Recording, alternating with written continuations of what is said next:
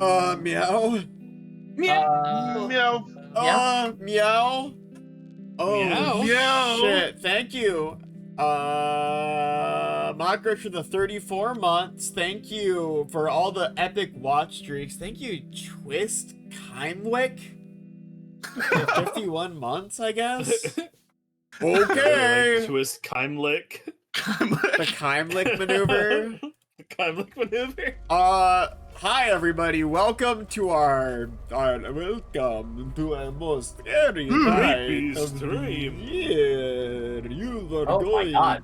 Zach, oh my god. That's a really scary Oh, Jesus emote. Christ. That's awesome. Why it's so big? I guess thanks for the whatever they call it, like 5 bits to make a big emote. The scariest emote in the world. The 5 bites of Christmas. Oh no, very scary indeed. Oh no. That's 5 vampire bites is what it is. Yeah, I figured. I had an idea. Hi everyone, welcome to our beloved yearly tradition, which is, this time something with very high stakes. High stakes indeed. We have a deal with the Nightmare King, Yeah. and we can escape his evil pixelated world, his retro shit world, if Yeah. we manage to scare him. So we have our scariest stories that we gathered through the internet, which is one of the few things that we can communicate with through this TV, because obviously every game is connected to the internet. Yes, every game is connected to That's the just internet. the modern horror of reality. Yeah. Yep. Sad, it's but scary, true. so that's why we could do it. Yeah. No exceptions. Also, ooh, hype train. Almost a hype train. 40 seconds until the hype train leaves forever. Buckle your fucking seatbelts. In case anyone doesn't know what that means, Oh, yeah. 2 truths and a lie.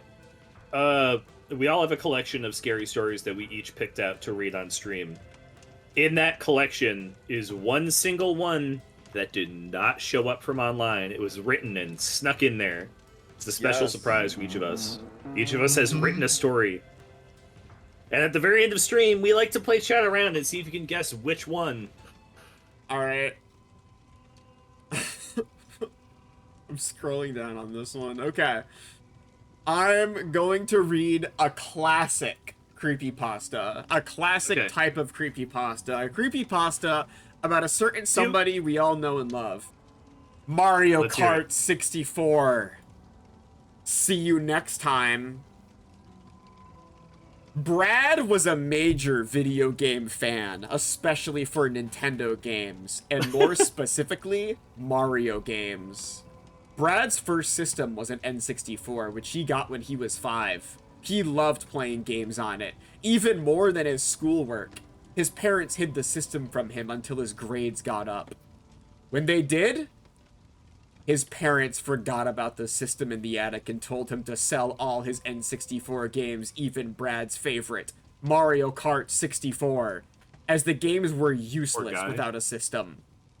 Did they forget that they had it? Yeah, it says they forgot about it. But they remembered he had all the games. They remembered he just had the like, yeah, this games, but they disappeared. forgot that he had a system. Brad did well in school, but when visiting his parents' house one day, also real fast shot, you never see a third-person creepypasta. They're always first-person. He decided to look in the attic. He found his old N64, brand new, no scratches or anything done to it, and a special blue color to add. Oh, cool. Brad tried Hey. to find games to play on it, but he sold all of them. He remembered all of them, but he was low on the $ factor. He decided to go to his Jesus local Christ. game store, Oogie Games, which was always operating. He went to Bobby Games. He went to Bobby Games, which was always operated by smart video game lovers who always knew knockoffs and tampered games from good games to get his favorite N64 game, Mario Kart 64.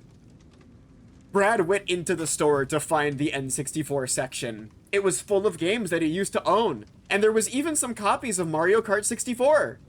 There were 2 to be precise. One new in the box which seemed to be untouched, and one used, but the used cartridge looked great.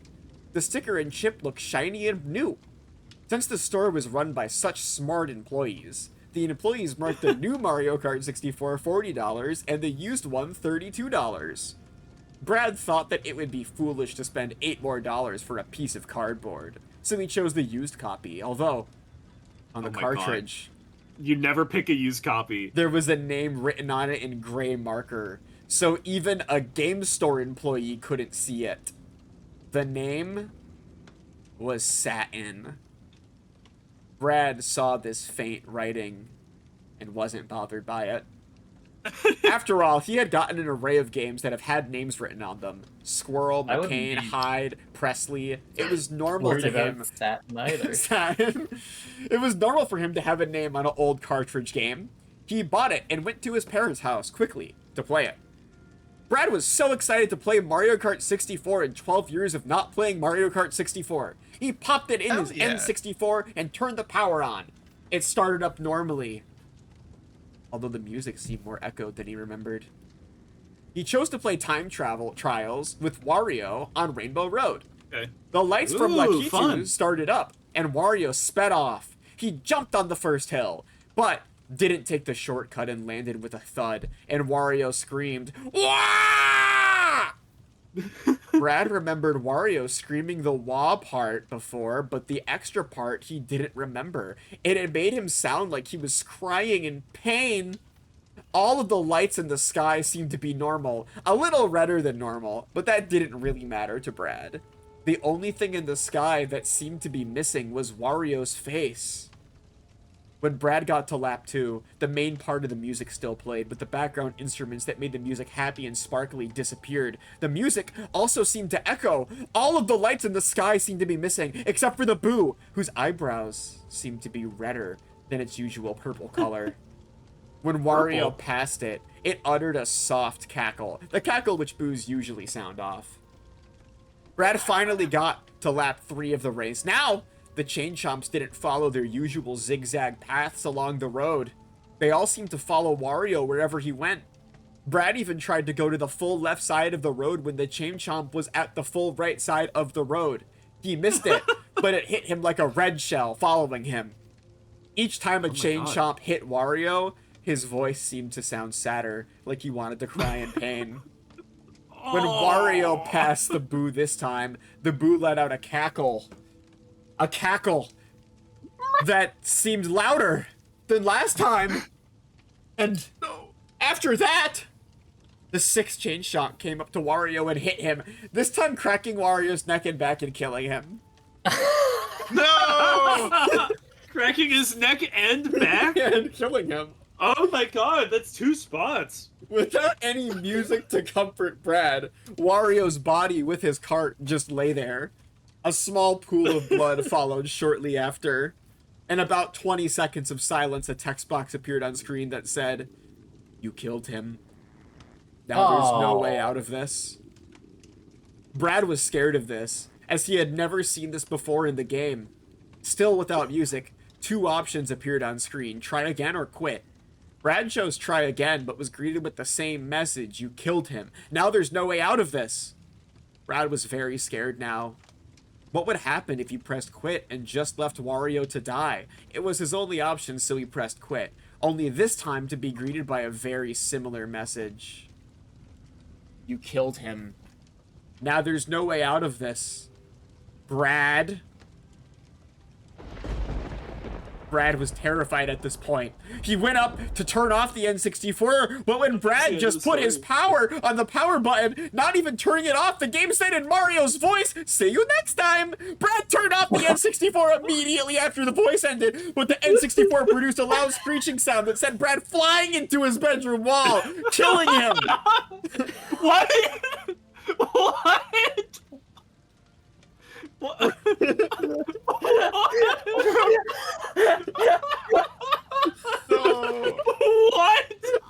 No, he said no. Well, I feel like this Is is that in it? third person now. Is that it? Is that the end? No, it's not over yet. Brad's family heard the noise and went up to his room to see what it was. They cried when they saw Brad's bloody dead Yeah, I corpse bet. stuck in his bedroom wall. The TV showed Mario. Yeah, it's like fucking. It's like that episode of 911 where the guy's in the windshield. His TV showed Just his Wario's legs dead sticking out. corpse lying on Rainbow Road. The TV screen said, "You killed him. Now there's no way out of this, Brad." The police my were called God. to investigate. No evidence was really found of Brad being murdered by someone, but one of the policemen stole Brad's N64 with Mario Kart 64 in it to give to his Nintendo-loving son for Christmas. Policeman. Upon closer inspection of the game, the policeman found the gray marker signature of Satin. He looked at it through a magnifying glass and noticed that near the I letter, there was some erased gray marker. The policeman noted that the I used to be an A. Yeah. Yeah. God. That's it. That's crazy. Oh my God. That one's fucking crazy. That's crazy. His N64 makes a loud buzzing noise and launches him into the wall. I like it. It wasn't even a force. He just got launched by hearing a noise, and it like made him fling backwards and Flying fucking. backwards. He got impaled through a wall, I guess. He got stuck in it. He got You know what? stuck in it. You I'm turned gonna an link you a A clip. into an I'm gonna I. link you a clip to what I'm imagining.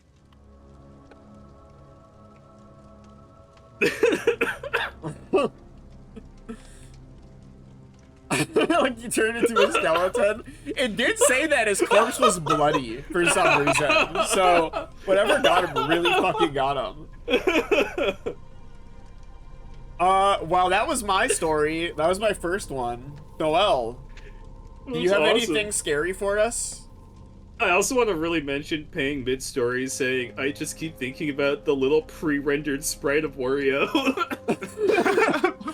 Like, Dead on the ground. it's a little drawing of him.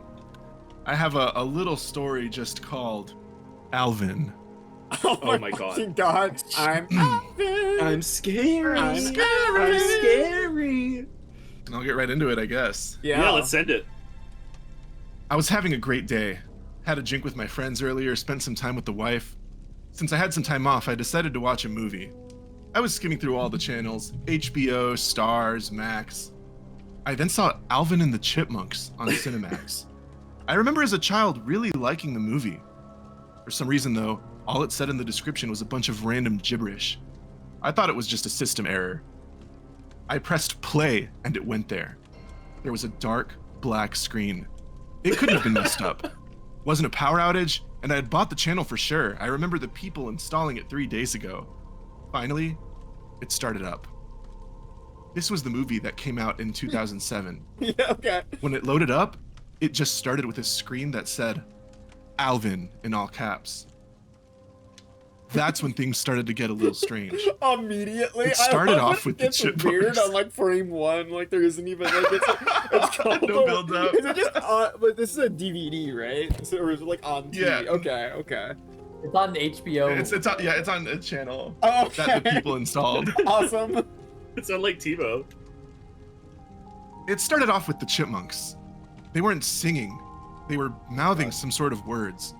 And it was really Yeah. creepy That's because called their singing. eyes were completely white and they were just staring. Okay. Then their eyes started to bleed. And it wasn't the crappy low CGI blood you see in video games or such. No, it was as if you could touch it and feel it. Then all you could hear was people shouting really loudly. I decided it was sure as hell not the same thing that Alva could know, so I tried to change it. But it wouldn't change. The remote was dead. Which was odd, because we had put in new batteries a day ago. I put some new ones in. Nothing. I like I tried that you really unplugging the prepped up. television. Like you Yeah. got the program 2 days ago, you got new batteries. I it tried to was watch set. some Alvin. Yeah, I'm so excited to watch Alvin. I tried unplugging the television. Nothing. They were still mouthing words, bleeding eyes, people shouting. I had no choice but to watch. Thankfully, it stopped. Then Oh, good.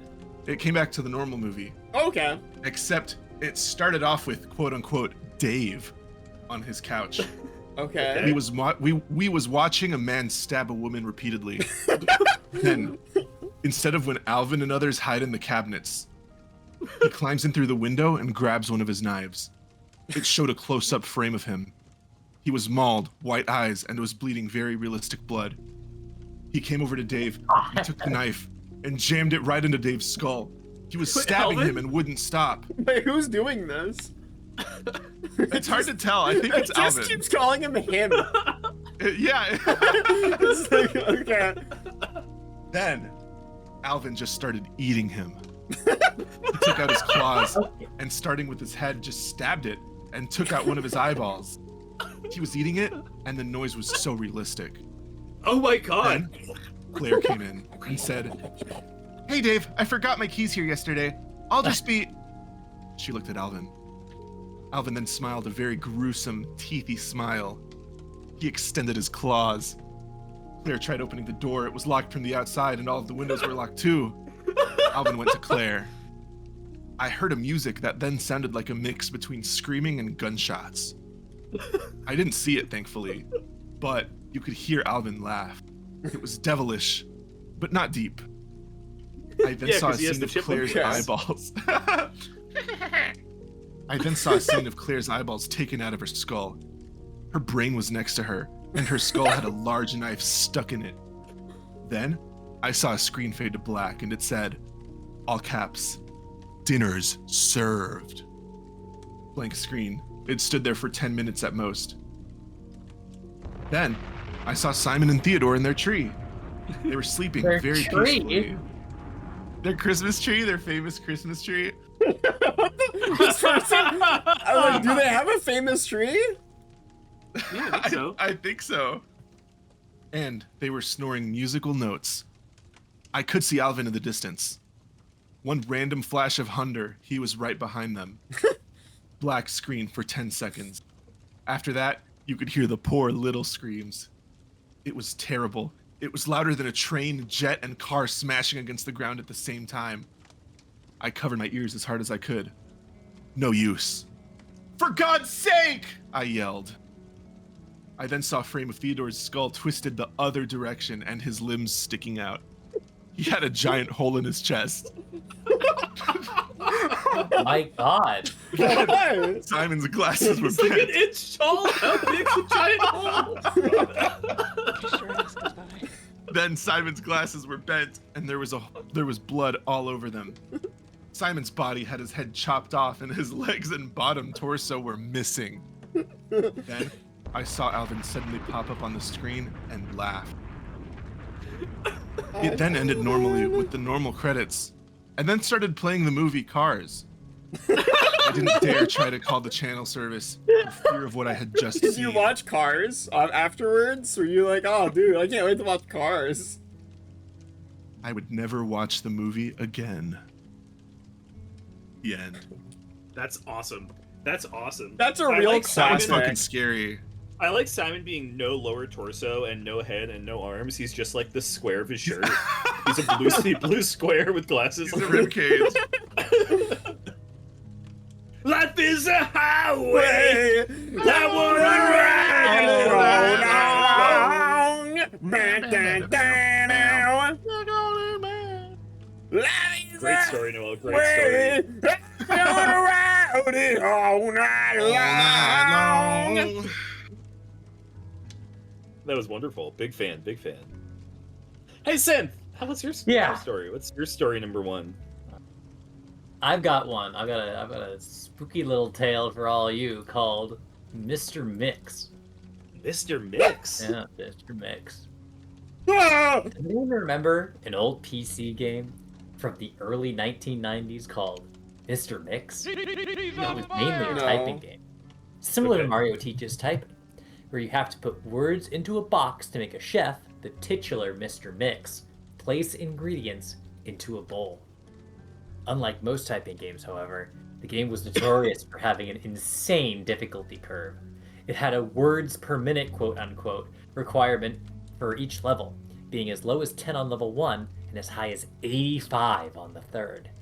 By level 5, the requirement reaches over 500, effectively making it impossible to proceed any further. One of the main things that people immediately noticed about the game was the background music.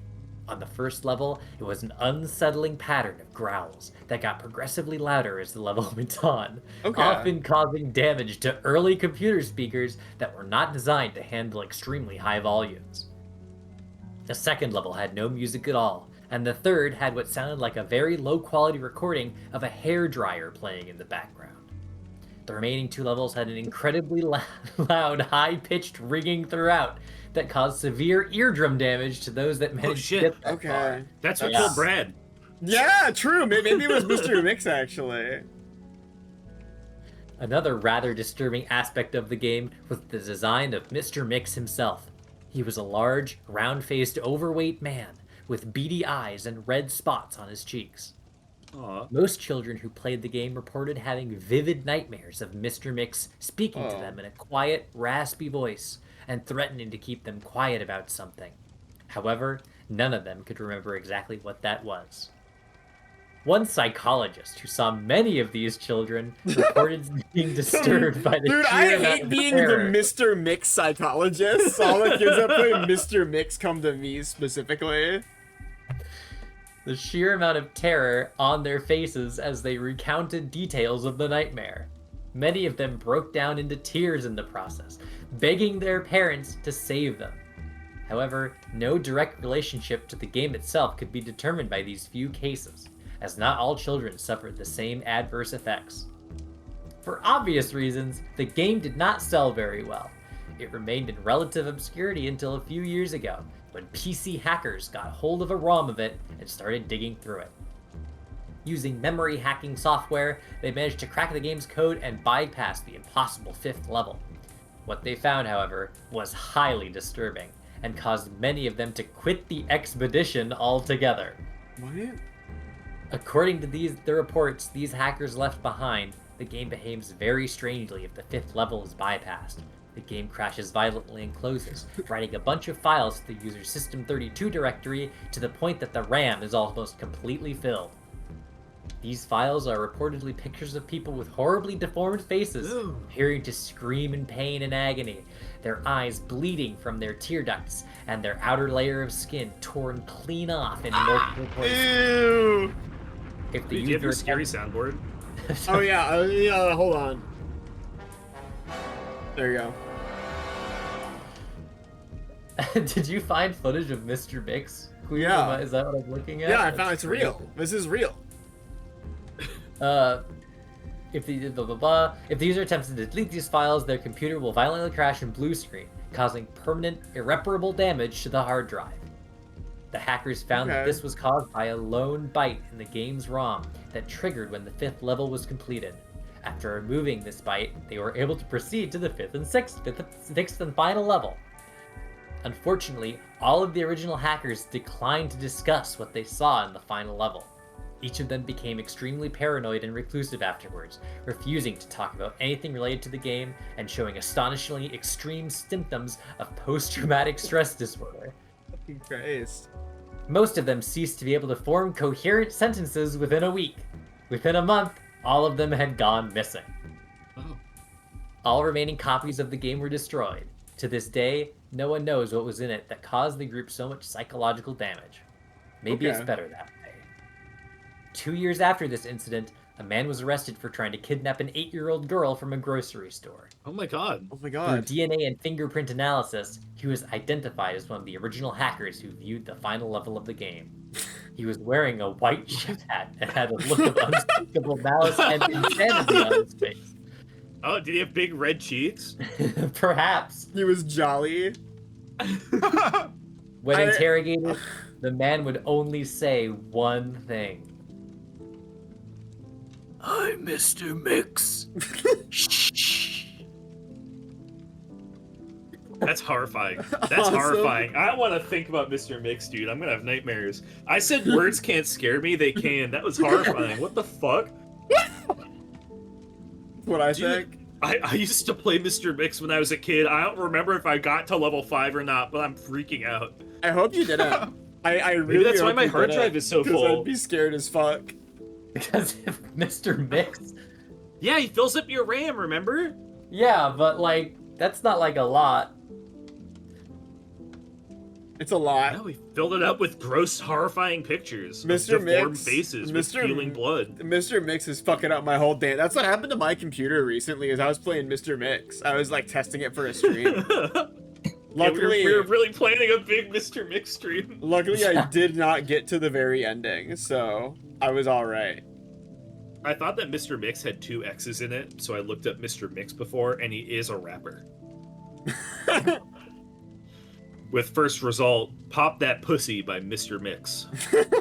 He made that shit. Second result, Throw the D. I'm Mr. Mix. Pop that pussy. I must spell my water. Those were You're his reading last so good at words. convince words can be scary in like 5 minutes. Congratulations, send the thank you. Yeah, it was easy. Very easy, actually. I didn't think about like a big jolly man with a chef hat. Can I read one? Yeah, it's your turn. Okay. This story is called Venonat Plushie Doll. Venonat? Whoa. Yeah, Venonat Plushie Doll, like the Pokemon Venonat. Okay. We find a video of Venonat. The birthday of someone is always a fascinating thing to see, especially when it brings the smile to a young child. But sometimes, such smile brings a price. Uh-oh. Today, a young girl named Susie was very happy due to that she was going to make her 6th birthday, and her father promised her he would bring her a plushie. Would he keep that promise? She hoped he would. As she heard the door opening, she jumped down and ran to the door, giving a huge hug to her father, but got sad when she noticed he was empty-handed. With a smile, he kissed her cheek and whispered in her ear, "I just came to pick you up so we could get your birthday present." She squealed with joy and went to tell her mother. Once hearing that, her mother accepted letting her go with her father to buy her birthday present. She ran outside the car and entered. They both drove away, went to town to find the present. After several hours, they were still searching. Susie was upset because there were no toys she liked. Her father, Chris, was starting to lose hope and temper with his daughter's difficulty in finding something to make herself happy. Until they stopped at the last place that could possibly have anything. An old antique store they used to visit. It seemed close to closing. Susie ran to the store and looked inside. Chris, sighing, followed and said sorry to the owner of the shop as Susie was looking for the shelf where the toys were. She was able to find it and look through the small cars, dolls, and masks around, but no plushies, until she found something. It seemed like a plushie, but it was strange. It had a large, round eyes, 2 long antennae, a pincer-like mouth, 2 tiny hands, and large feet. That's just Venonat. The body yeah. was round and completely covered in purple fur. Okay, She kind of squealed cute. happily, recognizing it to be a Pokemon, and grabbed it off the shelf and took it to her father. She kept yelling, "Buy me this Venonat, Daddy! Buy me this Venonat!" over and over until her father gave in. The shop owner felt a shudder as he saw the purple fur ball and asked if they would rather take something else. Why But do Susie they shook have her that? head, He's just- demanding the Venonat. Chris paid, and they went to the car. It was already nighttime by the time they got home. As they arrived, Chris smiled, watching his daughter hugging the plushie against her chest, but something was strange. He could have sworn that thing was staring at him with those big round red eyes. Could it be the reflection of the weak streetlights, or was it his imagination? Hard to tell. They went inside and Susie ran to her mommy and showed the Pokemon. As it was revealed to the light, the fur seemed slightly wet, and the pincer was sharp. But the strangest thing was the round red eyes that seemed to be scaly. No. A shiver came over Susie's mother's spine. Just describing She smiled Venonat. slightly and grabbed the plushie, softly putting it on the couch. She asked her daughter to go clean her hands and come to dinner. Later that night, as Susie was sleeping and hugging her Venonat, she heard something. She came over bed and followed the sound. She walked to the living room and found her laying on the couch moaning and whimpering in pain. Once she got closer, a scream escaped her lips. After a few hours, Susie's mother was admitted to the hospital. She was found by her daughter with blood running through her eyes and mouth, with boils in the most parts of her body. God. She seemed to be suffering from horrible headaches, internal pain, seizures, and her skin had these strange, thick boils. No one knew what she was suffering from, but it seemed dangerous. Susie was very sad, but she had to go back to sleep. She put her new toy on the desk next to her as she walked to bed. staring in the dark-looking creature with the purple fur as it stared back with the dead eyes it had. Why would Venonat do this? Why you do that shit? Yeah. And the next morning, she went to school, taking her Venonat plushie with her. She smiled happily, staying with her yet she was tormented by the state of her mother when she was found on the couch. As she went to school, she showed the plushie to her friends, even her favorite teacher, but something strange happened. Oh. After a few minutes, when she was playing with her friends in lunch break, her friends started to feel a strong headache.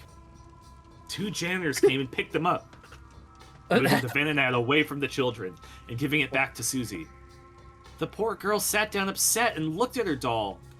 Being bored, she began to play with it and grabbed both its hands.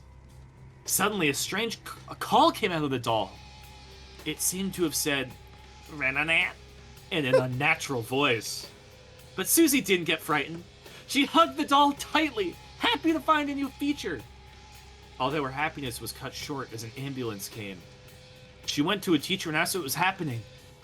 2 janitors, 7 children, and a teacher were somehow horribly sick. This made Susie remember her mother. In that day, Chris came to pick up Susie. The young child asked if she could go see her mother at the hospital, and Chris didn't like this much, but he didn't have another option. He knew his daughter was suffering, so he did the favor. Once he stopped the car, Susie ran towards the hospital, remembering the room where her mother was. She knocked on the door. A nurse saw her and said that her mother was resting since the last time they visited. She believed probably she needed the rest. However, the nurse allowed the small child to open up the door and go talk with her mother. Uh-huh. Susie opened the door silently and placed the Venonat on the table. And then she turned on the lights and a scream of horror escaped the poor child's lips, alerting the whole building. What she saw, nobody was ready to see. No. Susie's once beautiful mother was now deceased. But death wasn't the only reason Susie screamed. The way her mother was left to die was what made her scream. Her mother had her hair purple and her skin partially purple, and her eyes were shallow and red and nearly coming out of her skull. Large boils with thick purple hair covered the skin. The hands were withered-looking skin, and the bones and the feet seems to have become larger. Susie moved closer and touched her mother's face, whimpering, but jumped back as one of the fragile boils popped, releasing purple goo. Ew. The boils were so fragile that a simple touch would make them disintegrate. Chris ran to his daughter and wrapped his arms around her. Then he saw what traumatized her. His wife had been killed by something. Chris yelled for a medic to come. Some nurses and doctors ran in, but they could barely hold themselves when they saw the abomination that was in their way. When leaving, he noticed the Venonat and was about to grab it when he noticed something. There was a note next of the Venonat saying, "She played with me." What could that be? Who put that there? Who wrote that? But the strangest thing wasn't that. There was purplish goo on the paper, and there were handprints, similar to Venonat's hands. Okay. What's going on here? Chris grabbed a towel and then wrapped it around the plushie, taking it back to his daughter. He didn't believe in coincidence and superstition, but something was going on. Once he gave the doll back to Susie, coincidence? he took away the towel, and he noticed the towel was soaked in strange purple goo. What was this thing? What was it doing on the doll's body? Questions kept calling around Chris. He told his daughter to come with him to the hospital. Susie didn't want to, but Chris kept insisting, so she did what her father said. When going to the doctor, would follow his wife's treatment and asked what happened to her. Fucking God. The doctor said they had 10 other cases from a school that ended in the same tragedy in less than 24 hours. No. The effect on the eyes were vaguely similar to a disease, and the enlarged feet were similar to a different disease. I don't know how to pronounce either of them, but the rest was just plain strange. They tried to link them to the two previously mentioned diseases, but they didn't have a thing to do with them. The test results didn't match in the slightest. Chris asked the doctors to run tests on Susie's doll, just in case. He asked them to use gloves. The doctor thought it was a strange request, but they did as Chris told. When Chris and Susie waited in the room for news of test results, a policeman walked up to them and asked them a few questions, since Chris, of course, was married to one of the victims. Uh-huh. There was one thing in common with all the cases. Susie was present in every crime scene. Oh The shit, little dude. child started whimpering. Chris wrapped his arms around Susie and tried to calm her down. He then looked at her and asked if she knew anything, or if it was pure coincidence. She looked at the Venonat plushie, and then her father, and said, "Venonat gave me a note. He said he wanted to play with Mommy, and my friends, and the teacher. And then he said he played with the janitors, too." The policeman thought it was strange, but suddenly they heard something. "Venonat?" The word echoed once in an unnatural way, and then it was repeated twice. Chris looked at the plushie and moved closer. The fur was wet and dripping with the purple goo. Oh my god. There was a note next to it. He read it out loud. "Play with me? Be one of me." Chris stared at the thing. Ew. That was not Plushy. What work of the devil was that? The policeman was getting angry with all this nonsense and grabbed the doll, but then suddenly yelled in pain and slammed the doll on the ground. There were 2 holes on his hand. It was like the policeman was bitten. Chris held his daughter close. The policeman started yelling and demanding answers. But suddenly he was on his knees holding his head and looking at his hands as large boils were growing. Jesus Christ. Chris could see something amazingly horrible. The policeman seemed that was infected and was starting to die and change much faster than the others. The boils with thick hair were starting to appear. Blood was running through the eyes, mouth, and nose, and hair and skin were becoming purplish. The hands were cracking loudly and withering as the feet were growing and the eyes becoming swallow and red. Chris covered the sight of the awful scene away from his daughter, and then he noticed the doll. It was not laying down. It was standing with its eyes staring at them. Chris decided to take care of it. He threw a sheet at the thing to see what would happen. The sheet was becoming soaked fast, but besides that, the doll didn't seem to move. Quickly, Chris wrapped the sheet around the Venonat plushie and grabbed on it. He called for Susie, and then they ran out to the car. The doll was too dangerous. They had to get rid of him. Even Susie knew that thing had to go no matter what. He stopped near a gas station, filled up the car with gasoline, as well as a bottle of gasoline. He then drove away until he found an isolated place. An old house, nearly crumbling. He grabbed the demonic doll and the bottle of gasoline and walked to the small house. He placed this thing in the house and then dumped the gasoline on it, then started to make a trail that led to the door. Smirking, Chris took out a box of fire matches, but suddenly that cursed sound. Venonat? Chris looked in shock and he jumped back. He saw the plushie in the same spot, but there were words scrambled on the wall behind it. Jesus fucking Play with Christ. me! Come play with me! Susie is nice to me! Susie would take me everywhere! Susie's my friend! Everyone tried to take me away from Susie. They dropped when they touched. It's your turn to drop! Play with me! Oh my god. Chris was entering a panic as he read through the words, but then he looked down at the plushie and growled loudly. He took out a gun and shot the doll 3 times! After that, he lit a match and dropped in the gasoline so the doll would burn. No more deaths, no more disfigurations, no more suspicion, no more poisoning, no more playing around. The doll was destroyed, they were free. Chris took a look back at the burning house as he drove home. He was safe now, or so he believed. When Chris got home, he straight away put his dear daughter to sleep. Susie was quite tired after all that madness. He noticed he was tired himself, so he went to bed. But nightmares flooded his mind. He saw himself on a shelf, alone. He was small, it seemed like he had shrunk quite a lot. Oh my fucking god, Then he dude. noticed something that made things a bit more clear. He saw himself and his daughter entering through a door, so obviously he was seeing these things through the eyes of someone or something else's eyes. He saw Susie going up to him and happily pick him up.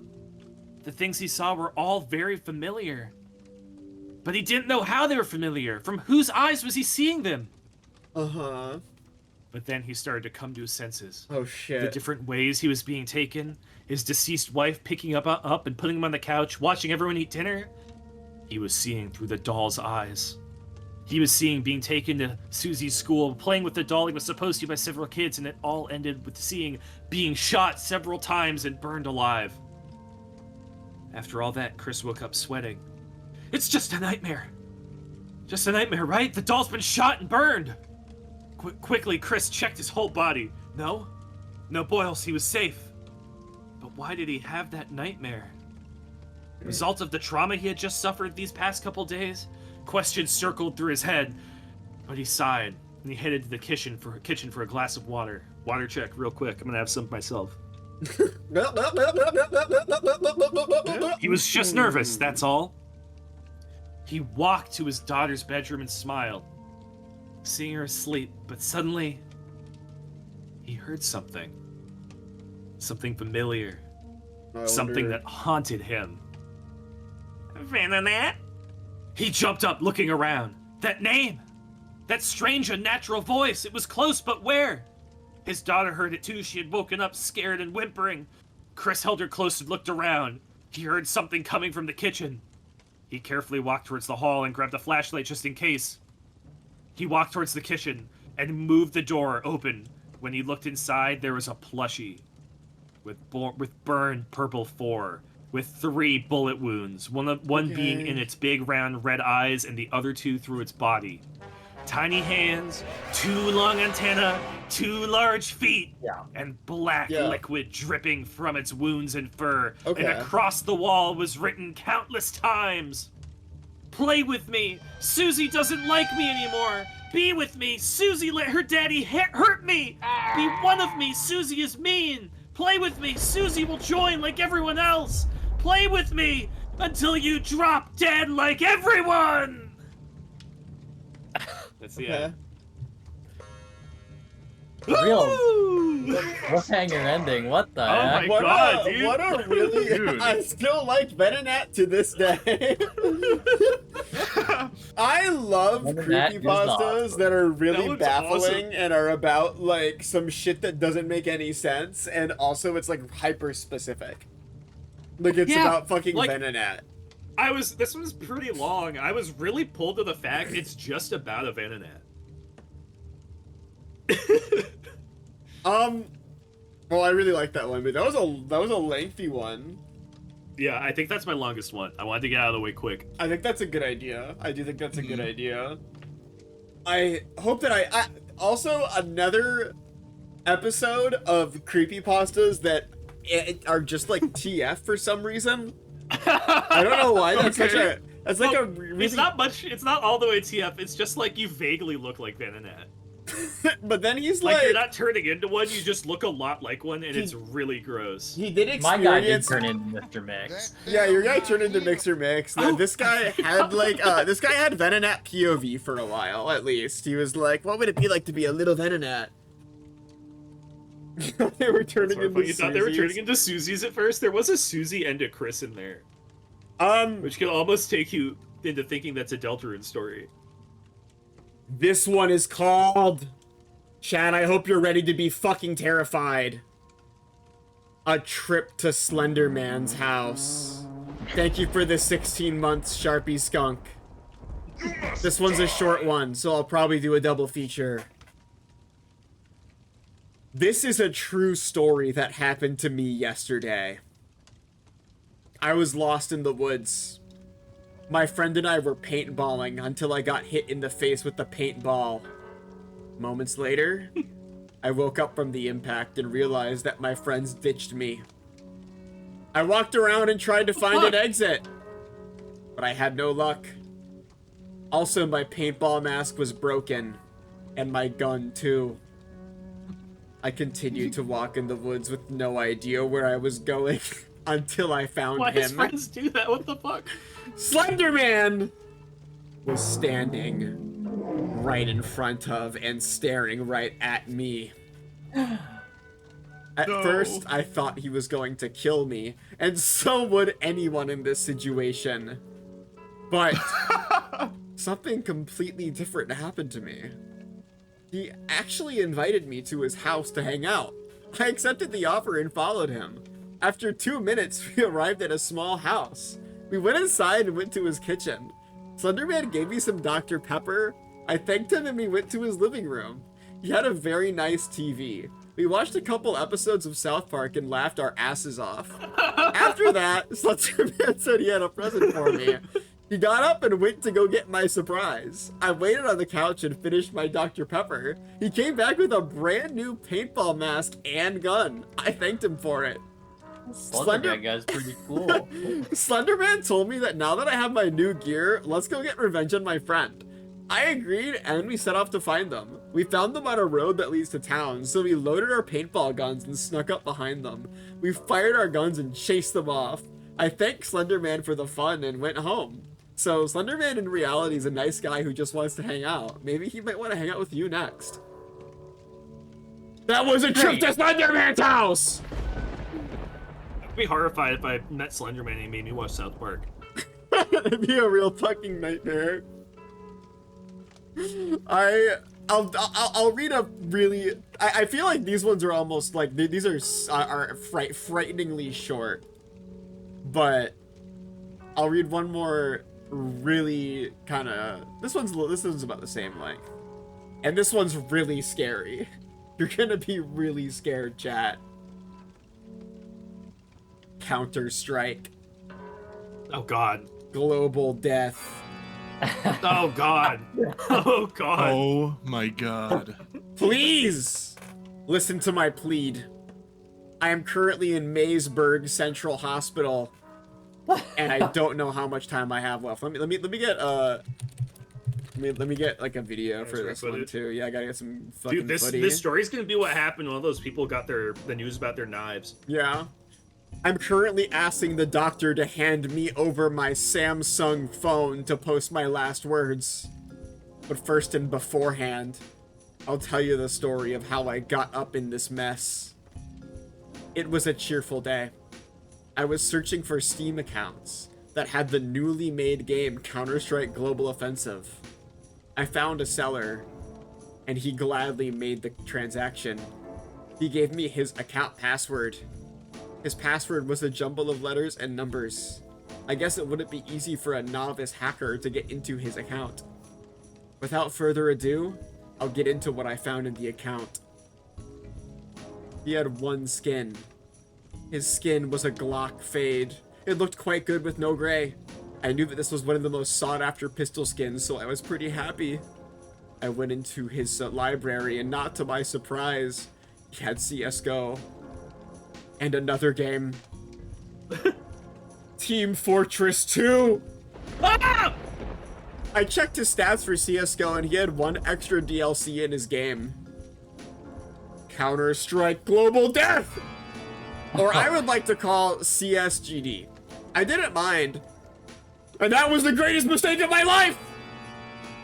I launched the game without any hesitation and instantly jumped into a match with bots and set the difficulty to harmless bots.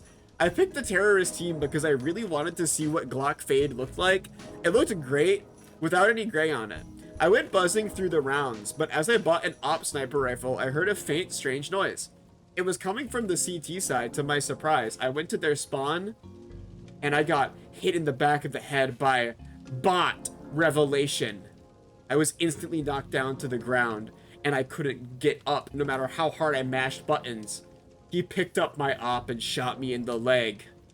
All the bots instantly teleported around that one bot and began chanting, "Let us go! We are peaceful!" over and over again. I passed out, waking up in the hospital. I'm writing this letter to you from right now. The doctor said I suffered a fractured ankle and a broken knee. I don't know who called the ambulance because I live alone. I live alone. I'm a loner. There's one more long part of the story I want to tell you. That Team Fortress 2, I logged in, and what I saw is something so hideous I had to hide it from you. It was the face of the pyro. It had 3 faces that resembled death, sorrow, and grief. The first face, death, was withered away. The face in the middle, sorrow, was a crisp skull that had tears on its face. Grief, my favorite. It's a skull with maggots crawling out of its empty eye sockets, orifices, and nostrils. The skull is chipped away in most parts of it. I checked the modes, and not to my surprise, it was a totally new mode, Death Rally. I played it and got placed in a game with an all-new feel. I looked at my character, Cool. and he had hell vision goggles on. The grass was Television burning, boggles. water was lava, signs were bone, and the payload carts were demon statues with bombs tied to them, all pushed by a burning cart. The health giver from the payload cart was red, almost as if it was giving out blood. Red was renamed This is to like something- demons. What? I was gonna say, this is like something that might be in the video game. Yeah, It's like- probably. It's not that crazy. Blue was renamed to Angels. We won the battle, and the demon payload exploded that released a barrage of blood into the battleground. The announcer was replaced with Satan, and I imagine that Blue's announcer was God. We all got dropped an item called Hell's Contract, which said, make a deal with the devil for great power. Uses 1. I used it, and I got one more item. Devil's Staff. That's the end. Wow, what a terrible ending. That's crazy. I don't know why. Endings in creepypastas are the biggest struggle point. This one's Yep. really funny because it's like it starts off as a Counter-Strike thing where he got shot by a gun and it broke his ankle in real life and he's going to die from it, I guess, and then he just starts talking about Team Fortress 2 for like a paragraph for no reason and it ends. It's really awesome. Sold your soul for an in-game item. He got bored. He got bored with Counter-Strike and moved on.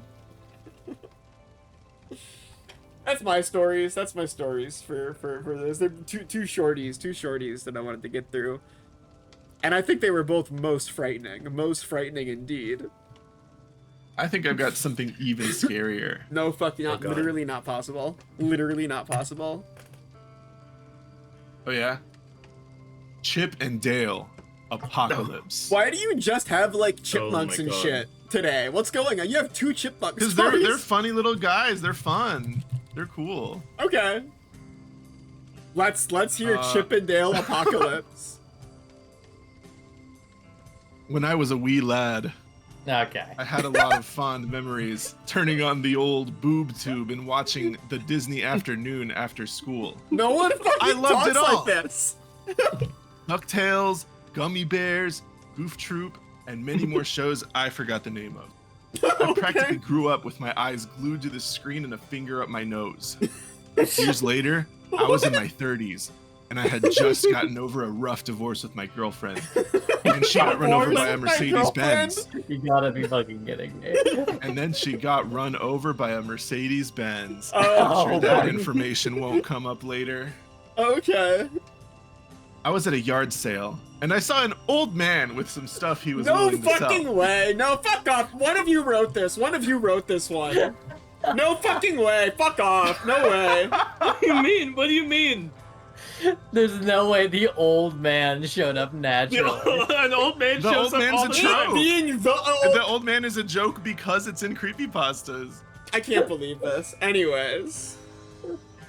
I noticed an entire cardboard box that said "free" labeled on it. The old man said, "Take it. I don't want it anymore. Everything in this box is evil." Oh wait, Okay, hold on. okay, I won't take Noel, anything. can I ask you to Yeah. take one brief second because Eleanor wants food and I don't want to miss any Oh story. hell yeah! Okay, give me 1 second. Aw. Eleanor's yelling at me. Let me see. Eleanor, do you have anything to say about these What's scary Eleanor been eating stories? lately? Okay. Yes! Yay! I'm gonna go feed her. Tell me about that little Chip and that little Dale. Yeah, tell me about that old man. The old man said, "Take it. I don't want it anymore. Everything in this box is evil." Okay. Okay, I won't take anything. I That is said, a lot more until I direct saw a than our tape. old man usually is, so. True. Until I saw a tape that had Chip and Dale Lost Episode written on it in black marker and stained with blood. No! I'll take this though, I said, snatching it from the box. I don't know why I took it. I mean, Rescue Rangers wasn't even my favorite show. Schnookums and Meat is so much better.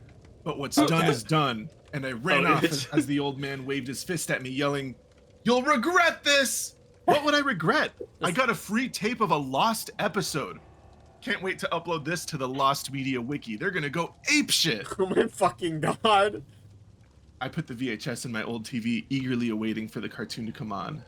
It started with the Rescue Rangers theme song, but Dale was missing. The theme song was pitched down and reversed as well. It was likely a glitch, so I continued. The episode started with Chip all alone, crying. But his high-pitched, squeaky voice was crying very realistically, and what's worse, he was crying blood. Probably still just a glitch. Chip then got to the city and saw the most horrifying sight. All of the Rescue Rangers were dead.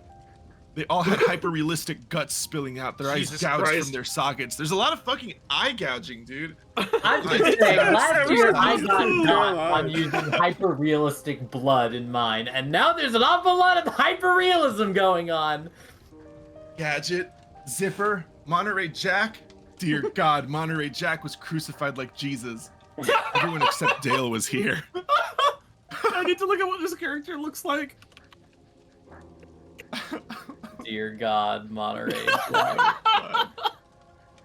Dude, not Monterey Jack. Not Monterey Jack, dude. Everyone except Dale was here, but then I saw him. You thought Fat Cat worked alone, he said, turning to Chip with his eyes bleeding hyper-realistic blood and his mouth turned into a bloodied scowl. Well, no, he didn't work alone. He had a lizard, a rat, a mole, and another cat. Why would he need another? Then I saw that all his minions were gutted too, and they all were crucified this time. Guess what, bitch? Dale said in his sped-up chipmunk voice. I was the one who killed your girlfriend! Who? Your girlfriend, remember? The one you divorced? I was the one who ran over her with the Mercedes-Benz! You mentioned it like 5 paragraphs ago, you fucking idiot! Oh. What the fuck? Honestly, I'm glad you killed her. She was a bitch anyways. She didn't pay her taxes. Enough of that! Dale snarled. Now you die! And then Dale reached out of my TV screen and his head popped out. I pissed on him because I really needed to pee. That only made him angrier. I as he hate clawed this at me. story. A leg came out of the screen and kicked me in the balls. I fell on the fucking floor, Christ, and to man. this day my balls ache and are sore. Then, suddenly, To this Gadget day. flashed on the screen. She was hyper-realistic, period. Oh my fucking God. James, you need to get up. It's me, your dead girlfriend, remember? You need to defeat Dale. He tortures me every day. He shows me videos of people worshipping me. It's really weird. No, I said. And then using the last of my strength, I pulled out the VHS, put it in a box, and smashed it with a hammer. Then I took the TV, put it in a box, and smashed it with a hammer. Then I set the VHS and TV on fire. And then I set my house on fire. The house caved in on me as it was set on fire. And it turns out I was sitting on a gold mine. But the gold mine had a lot of explosives. And the fire blew them up! And then I died. As I am writing this story, I am a ghost. And I have to warn you, if you read this story, you're next. Oh, I didn't read it. I We just didn't heard read it. It's just no. I just heard it. No, you're fucked Yeah, up. I'm taking the one for the team here. Can we That's upsetting. It's the Chip and Dale movie. Can we give this story a gold star? I don't like that he peed on Chip from Chip and Dale. I did not like Well, that. he had to part. be. He really had to. You could have fucking waited like a second. You didn't have to do it right then. That shit was horrifying. That was actually one of the scariest ones yet. That made me want to shit myself and fucking how scared I was. yeah, I wholeheartedly agree. I don't even know what to do now. Well, what we want to do is listen to Synth read a scary story. Oh Yeah, God! no, it's very funny that you had a Counter-Strike Team Fortress 2 story. Oh my fucking no, God! no! Not again! This What do one's we have? called "If You See a Manco Crate on Your Front Door, Don't Open It." That damn I don't think I will. You don't have to worry about that, actually. Team Fortress 2, one of the most iconic staples of FPS gaming history Oh with a my devoted God. fan base. Can I quickly take a note to say I love every story about like a game that starts with either I've always loved blank or blank. Everybody knows blank. It's like the two ways that every one of these fucking things starts, no matter what. It's a constant. Oh god. It is well received for its unique cartoony art style at the time, as well as the class system with recognizable characters that have their own play styles fit for any players along with fun game modes. That's true. It was arguably the game that made SFM animators as a whole, given how expressive you can make the characters and with the various jokes and humor said animations Well, I don't think provide. SFM existed until TF2, so that is true. The game has unfortunately been slowly turning more ruined day by day, with bots on the run and spawn killing players, a lack of major updates, and an increase in toxicity. It's arguably a big fall from grace during the game's run. Why do I bring this game up, you ask? Well, let me tell you about an incident that happened in my hometown about 10 years ago that is connected with the fandom, an event they want to forget and cut ties with. Part 2, the mass backstabbings of 2015. Oh, I love when they have parts.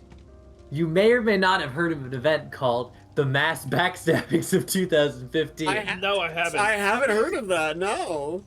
Where in Danbury, Connecticut, about 71 people were unfortunately murdered in their homes with two things their deaths had in common.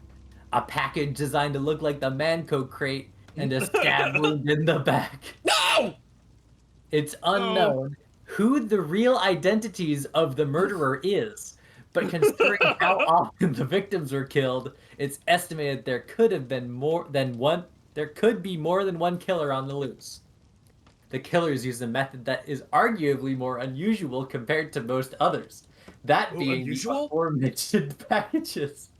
And their way of killing was oddly identical to an ability one of the characters in the game, Spy, had, the titular backstabs. Spy? Uh-huh. Makes sense. The victim would be sent a box painted to look like a Manco crate with a note saying, "Thanks for being a dedicated fan to our game. Hope you enjoy this little gift, Valve." The package would have nothing odd at first, with the items being regular TF2 merch and whatnot. That is until the bottom of the crate, where a mysterious tablet is located. What? Okay. If the unfortunate person turned the tablet on, it would play a slightly edited version of Meet the Spy, which was slightly slower paced and had more stilted acting than usual. Aside from these differences, the video played out mostly normal up until the backstab scene. The moment the scene cuts to the outro, the victim would suddenly be stabbed 5 times from behind, later bleeding out from their wounds. Yeah. It was discovered that the tablets have a tracker in them that signals the killer about their victims if they watch the video. The killers also broke into houses after putting the package down, hence why they seemed to immediately appear behind their victims, when in reality, they hid and snuck up on their victims during the video's runtime. Summary. To end this off, it was an unfortunate time at the days this event happened, and people were assuming that Valve, the company behind Team Fortress 2, was responsible for this up until the killers, who were trying to frame them, were revealed to be the true culprits all along. What? It's unknown why the killers did this, but it's widely assumed out of a sheer hatred for the game. Although they are presumed to be arrested, it's unknown if they can still be out there today. What? Let's just say that hate can completely consume a person and leave it that way.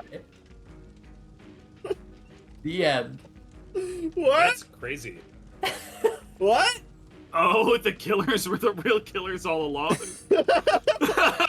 Dude, Boot, we gotta get the fuck out of Connecticut, Boot. I'm scared. No, don't worry, Qweave. We would never open the Mango crate. Oh, well, I would. I'd be like, I'll make that unusual in here. I'd be cranking that shit open, and then I'd be, that like pissed me off. Alright, well, hey, that was that one. I like the moral. Yeah, don't be an evil person. I have a story called Sora's World. Oh. It's Like now... Kingdom Heart. Okay, I'm just making sure. Yeah, the Sora like Kingdom Heart. It's Sora's World. Oh Okay. shit. Let's do this shit. Okay. So, you might not believe everything I have to say. I But don't. that's okay. I need you to believe me. Okay. I just have to tell someone about this. No problem. It was a cool October evening after school, and my asshole math teacher had assigned some stupid bullshit for homework that I doubt I'm ever going to need to know for the rest of my life. Someone Fuck was mad. And also, God. the fuck that is censored. It's like, beep that! I declared when I got home, throwing my backpack onto the sofa. I knew what I would rather do. Spend time hanging with my buds, Sora, Goofy, and Donald. Jesus fucking It's been a Christ. while since I played Kingdom Hearts 2 on my PlayStation 2. PS2. So I went ahead and started a new game, but something was different this time. No opening cutscene. It just dropped me into a black void as Roxas. I ran around for a few minutes to see if there was anything else, but no luck. Now, chalking it up to a glitch, I reset my PS2. But this time it wouldn't even hit the title screen, just straight to Roxas in the void. But this time he was moving around by himself.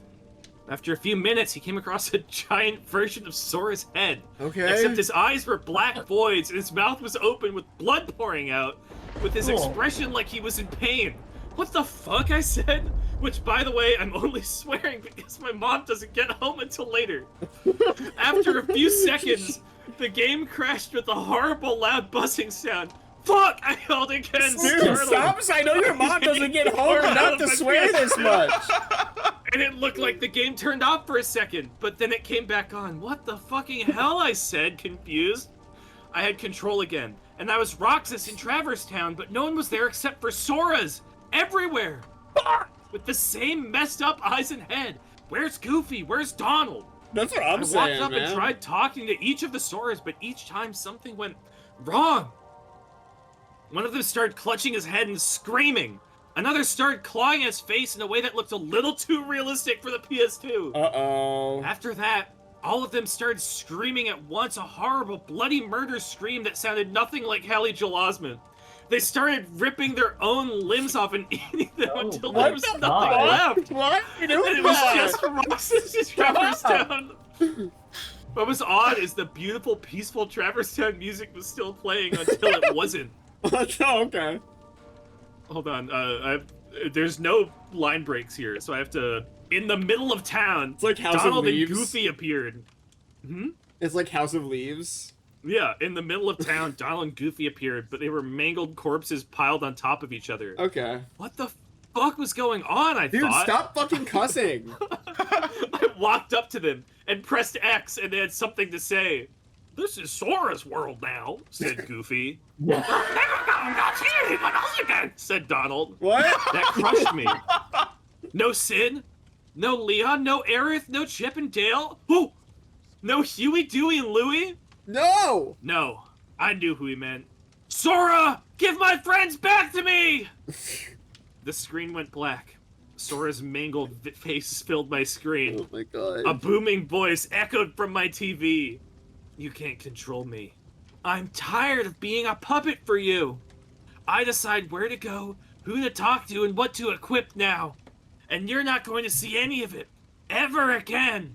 All you're ever going to see is my world! He laughed maniacally, louder and louder until I had to cover my ears. Then the screen went black, and the PS2 finally shut off for real. No matter what I did, it would never turn back on again. Until I swapped the PS2 disc out for Need for Speed Undercover. Oh, While shit, racing on my hell favorite yeah. tracks, I thought about what I had just witnessed. What the hell was that?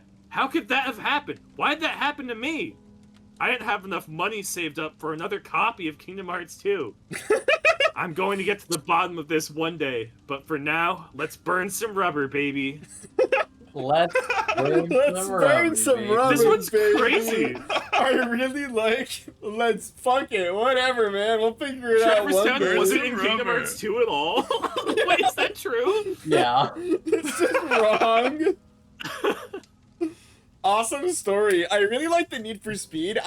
There are like a lot of Need for Speed creepypastas, and none of them are good, which was really disappointing. But I really appreciate that they were only swearing because their mom wasn't home, but near the end they kept thinking what the fuck was going on as well. Like it was in their brain. Like I like was it text to speech? Because the first time they mentioned their mom not being home did they say it out loud?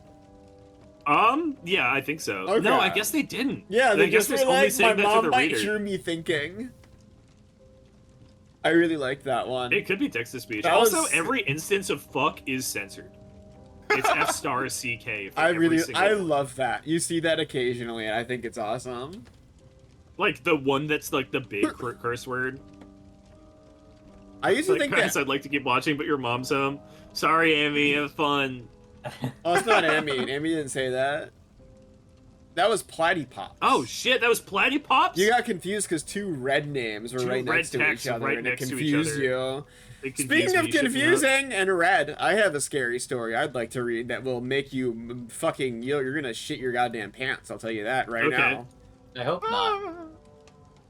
Devil may die. There's no way. What? I love a creepypasta game of a game that's like already like scary. Yeah, 'Cause it's like you, a like- Silent Hill creepypasta. Yeah, because it's like, oh, I stabbed a guy and blood came out. And It's like, yeah, okay, that's what I'd expect, I guess. I don't think anyone is going to believe me, but I had to post this so people can know my story. I consider myself a big Devil May Cry fan. I've played through all 5 games to quote-unquote hell and back. The reboot doesn't count. On all the hardest difficulties I could manage, getting all the triple S ranks I could. Some of those are really hard. Oh yeah, let me change the video. Sorry. Where the fuck is Tyler? I never had a PlayStation growing up, so I only ever played the HD versions way later. For a really long time, I always wanted to check out the original versions of DMC 1, 2, and 3. Recently, I finally got my wish. I'm always scouring local garage sales and the like to see if I can find any deals on retro titles, and lo and behold, someone was selling a pretty beat up PS2 with a big load of games in and out of box for pennies on the dollar. Good. I scooped it up immediately, and it wasn't until I was home that I realized that the Hall of Discs had all 3 PS2 Devil May Cry titles in it. I went and played through them in order to test the PS2. 1 and 2 ran fine, but did show their age. It's crazy how much better these games got. But the disc for 3 was in bad shape. The front face of the disc was scratches and faded to unreadability. Not even the ERSB rated M logo was legible. I held the back of the disc under my lamp to check its quality. Somehow there wasn't even a scratch outside of its normal concentric ridges. Fingers crossed, I popped the disc in. It stuttered and skipped, but after a long hang, the camera zoomed to the city-like representation of my memory card like it always does. To my relief, the game seemed to play normally. After Dante's badass introduction, I played through the game like normal, popping smokin' sexy style combos left and right. That was until I got to the fight against the freaky Jester. Normally, the Jester is a wily one, dodging your bullets and strikes, but There's a only Jester in the erupting with confetti when you do land a hit on him. But this was different. The Jester was stood in the middle of the arena, slumped over, like he was being pulled up only by his neck by an invisible force. When I struck him, instead of the confetti prank, blood spilled out of him, staining the stone floor. Since this was the status quo for most enemies, I figured this was nothing unusual. Oh, okay, that makes sense. Maybe the That checks out. confetti was a fun new effect for the HD version. So I continued comboing the Jester. As his health lowered, blood continued to splatter all over the arena, staining it a deep red. I thought, this is much more cathartic than the normal fight for how much trouble that Jester gives Dante. But that's when I noticed my combo. Instead of smoking, it said Swordful! As it continued to build, it said, scornful sardonic, and finally, scornful sardonic sins. When it maxed out, Dante just stopped taking commands for my controller. His pose changed, matching the pose of the jester, who was himself leaving that stance. The jester spoke to Dante, saying, "Oh, Dante, look at this mess! You'd strike at poor defenseless me all those times? Sinful indeed!" I was enraptured. I couldn't believe they took something this crazy out of the HD version. But then the jester said, "But perhaps it is not your fault. Perhaps it's my name's. He's the one playing this game after all." He laughed an evil, cackling laugh, and the PS2 shut down. Oh my god. Well, it was his fault. He got addicted. I couldn't believe what had happened. I gulped. I thought what I saw couldn't possibly have been anything but an elaborate Metal Gear-like work of game design wizardry. I had entered my own name into the file after all. Laughing off what happened, I turned the PS2 back on and it started faster this time. The title was different. Dante was lying in a pool of blood from the jester fight, and the title had changed to Devil May Die.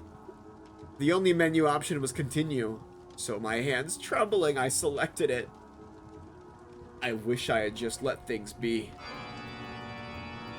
The text dropped from the screen and the camera slowly zoomed out from Dante's lifeless body. All of the other characters and enemies from the game, like Lady and Virgil, started falling from above, and the combo meter reappeared as each did, slowly rising through its ranks, but they were all different now. Damnable, corrupt. I started to get a strange feeling in my chest. Blasphemous, abominable. It continued to climb, and I kept feeling worse, back to scornful. I knew something was very, very wrong. Bodies piled all around Dante, and the jester started to laugh again. "Back for more!" flashed on the screen, followed by, "Maybe you're the devil." The combo meter continued to rise to scornful, sardonic, and I knew I had to do something. My body feeling like it was on fire, I scrambled to the wall, unplugging the PS2 moments before the meter filled again. I had survived. My adrenaline waned as I took deep breaths, and I considered how I got into this mess. Maybe if I wasn't treating that jester like a piñata, I could have just played a normal game. But that now it was out to get me. Plugging the PlayStation back in, I ejected the disc, one hand on the plug, ready to take its power in a moment. The disc let itself fall from the laying malevolently on my floor. Benevolently. Without Benevolently. thinking, I grabbed it and chucked it out my window. The next morning, I went to go to find it, but it was nowhere to be found, and that's why I'm telling you my story.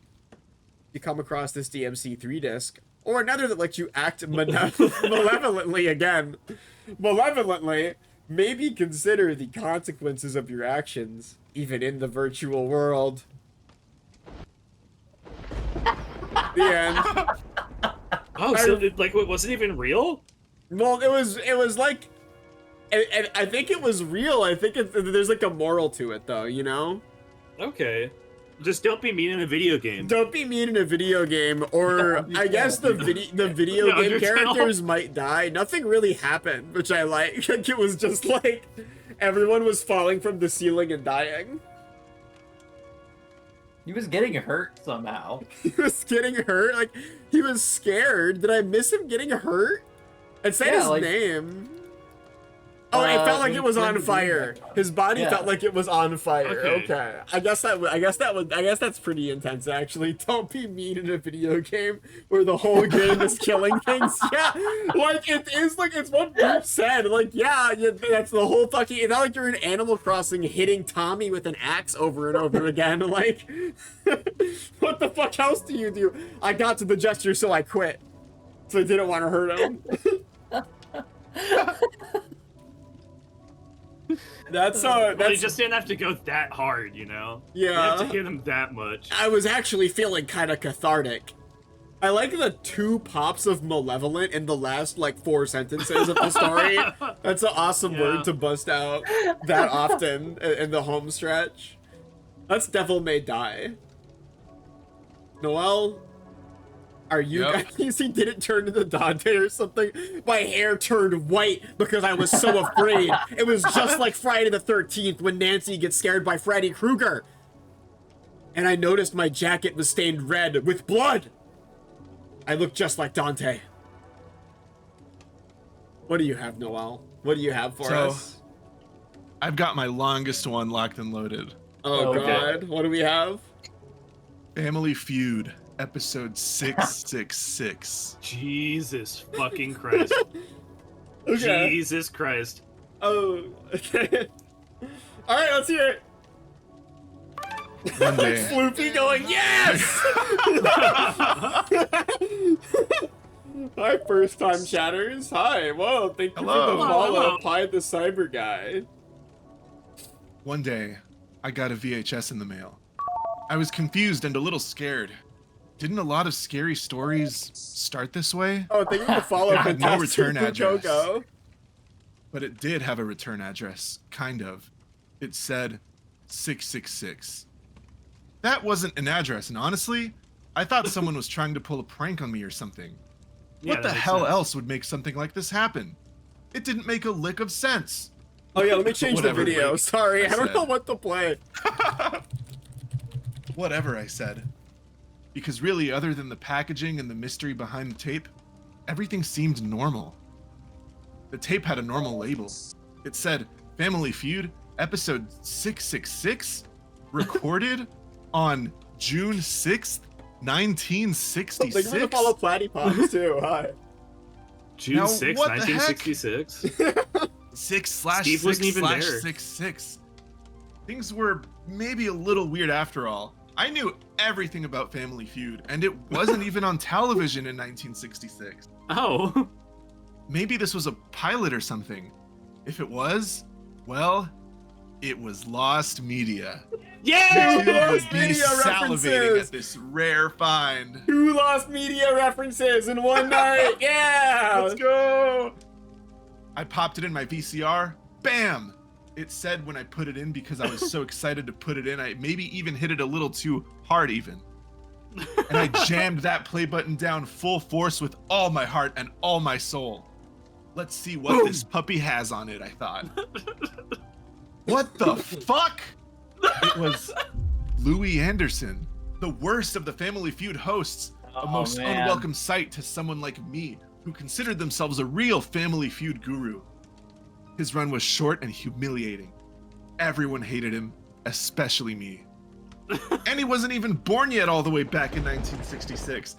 This was clearly newer, late 90s or early 2000s at the earliest, a little bit before I was born. But I knew about it. The families both looked really messed up. They didn't look evil or anything. Again, this isn't a creepypasta. This is all real life. They were blurry, almost like they were censored or something. Like when someone who wants to kill is being interviewed in something. Whatever. Who cares? They were probably just embarrassed that they had to talk to the slob that they call Louis Anderson. It was all weird, but I would live. Weirder things happened every day. True. Louis welcomed I everyone to the show, love but the idea of a teenager fucking hating Louis Anderson.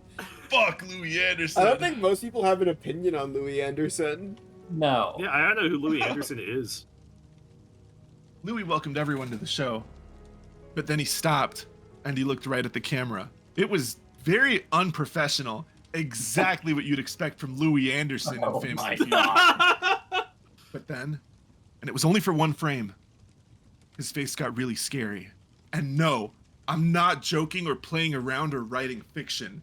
This really happened. His eyes got huge and stretched up like analog horror, and his mouth opened big, and his teeth were long and sharp. I didn't like Louis, but that wasn't the Louis I knew. And then he immediately stopped and kept on talking. Okay, weird. I tried to go back, and the frame didn't even show up. Maybe I was just on edge, and it was making me hallucinate.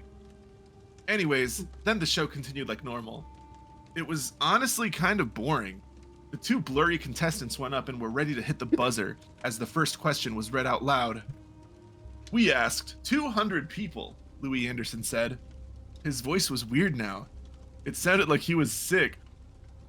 We asked 200 people, what's the worst way to die? Someone hit the buzzer. The question was so weird for a family-friendly show like Family Feud. I didn't even notice who hit it. They said, being shot. And it was the number one answer, so they played. They went through everything very easily, drowning, burning, stabbed. But they struggled on the last one, and the other family got to steal. They said, someone hit the buzzer. The question was so weird for a family-friendly show like Family Feud, I didn't even notice who hit it. They said, being skinned alive, Louis. Changed their and it was mind. the number one answer, so they played. They went through everything very easily. Drowning, burning, stabbed. But they struggled on the last one, and the other family got to steal. They said, watching this episode of Family Feud. Oh And my it showed up. God. It was the last answer. Only one person said it. Louis Anderson laughed so loudly it hurt my ears. I couldn't hear anything and my ears were ringing. There's a lot of ear damage in this What bat. was going on? It was time for the next question, and it was same old, same old. A little bit of banter, but all the contestants' dialogue, other than answering questions, were bleeped out. We asked 200 people a question. How many survivors of this episode of Family Feud will there be? Both contestants hesitated for a second, but then they hit the button at the same time and both said, 0. What the fuck? And it was the only damn answer too. This wasn't a Family Feud. Not really. It was more like a family nightmare. They both tried to leave, but Louis screamed, no! So damn loud it actually made my dog bark for a second, and also my windows all broke into glass pieces. I was actually so scared that I almost turned the goddamn thing off. It seemed so weird. This wasn't like any episode I've ever seen. Yeah. But again, some pilots are really weird. Maybe this was just another man named Louis Anderson who looked like the Louis I knew, but it felt so weird. Qweave, you're This showing. really I was was a showing lost you Mr. episode. Mix gameplay. Oh. If this really was a lost episode, nothing about it made sense. As I thought that, I noticed that blood was starting to leak from my TV. But then I realized maybe this was just because I was scared and it was making me hallucinate again, so I kept watching. You two stay. Keep playing. It's time for question number 3. Okay. Who's watching this right now? Oh god. Louis it has Anderson to asked be. the question, but the contestants didn't answer. Their faces unblurred, and they both looked just like me. They were terrified and both looked really sad as they stood there silently. Suddenly, Louis Anderson grabbed their heads with his gigantic claws. By the way, you know the Three Stooges? They're one of my comedy inspirations, he said, and he bashed their heads together. Both of their heads exploded into giant explosions of heck? blood, and I think they died. It certainly didn't look like they'd be able to live through that. And even worse, my head started hurting really badly, like he did that to me too. I wiped my nose and blood was coming out. I kept trying to make myself not scared, but I was Dude, scared. turn it off! Turn it off! I asked that question, sure, but I already knew the answer. The answer is Steven, he said, and a devil's fork tongue went out from his mouth as his eyes turned red. And his tongue actually literally popped out of my TV like he was from the freaking Ring or something. So Steve, let's get rid of all these people. And he swiped his hand around and every contestant just crumpled onto the ground, all of them screaming. And I noticed their voices were my voice. My throat started to hurt like I was screaming, even though I wasn't. Not yet anyways. Let's just make it you and me. And then I blinked, and I was on the set of Family Feud. It was like I freaking teleported or something. In a Use of way. freaking is really good. Freaking versus censored fuck is a really It's a constant hard battle. debate, I think. Yep. In a way, this was always a dream of mine. I would have even rather been on the show with Richard the Kisser Dawson at this point. But I guess Louis would do, even if he was acting a little weird. I'm so happy to be on the show, I said, because it was true, honestly. You won't be happy for so long. It's time for the fast money round, Steve. I just realized he said my fucking name! I didn't even catch it the first time. Wait, how do you know that? I said. What are you talking about? Your name tag, silly, he said, and he sounded just like normal Louis Anderson. I looked down, and my name tag said, Dead Meat. He must be reading it wrong or something. There's no way he would know my name. It's time for the fast money round, Steve, he said, and then the fast money round started. This was the round where you have to answer a lot of questions, but you only even really have maybe 30 seconds. It was my time to shine. I have watched many episodes of Family Feud. Louis Anderson started asking questions. How many minutes do you have left to live? I gulped a big gulp. Gulp. A lot, I hope. Wrong. The answer is just 5 minutes. That's not how the Question fast 2. money round works. I was getting really pissed inside because this isn't even how the fast money round works.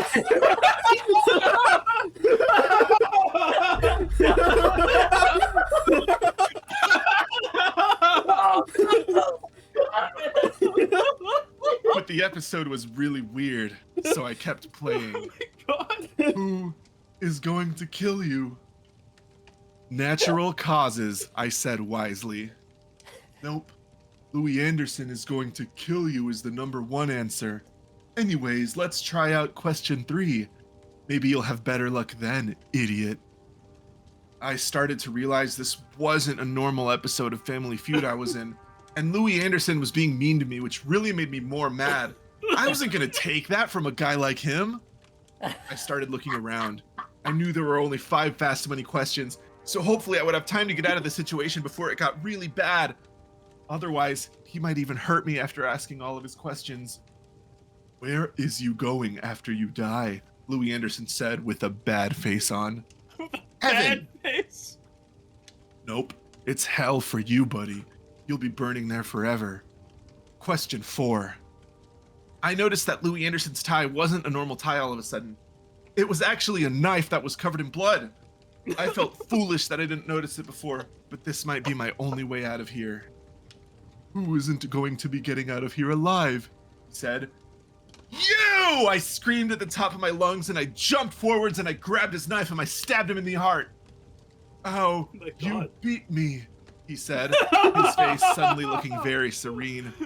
Finally, I am free of my curse. What the hell are you talking about? I asked, swearing even though I don't like doing that. Not at all. I didn't want to be the host of this damned show.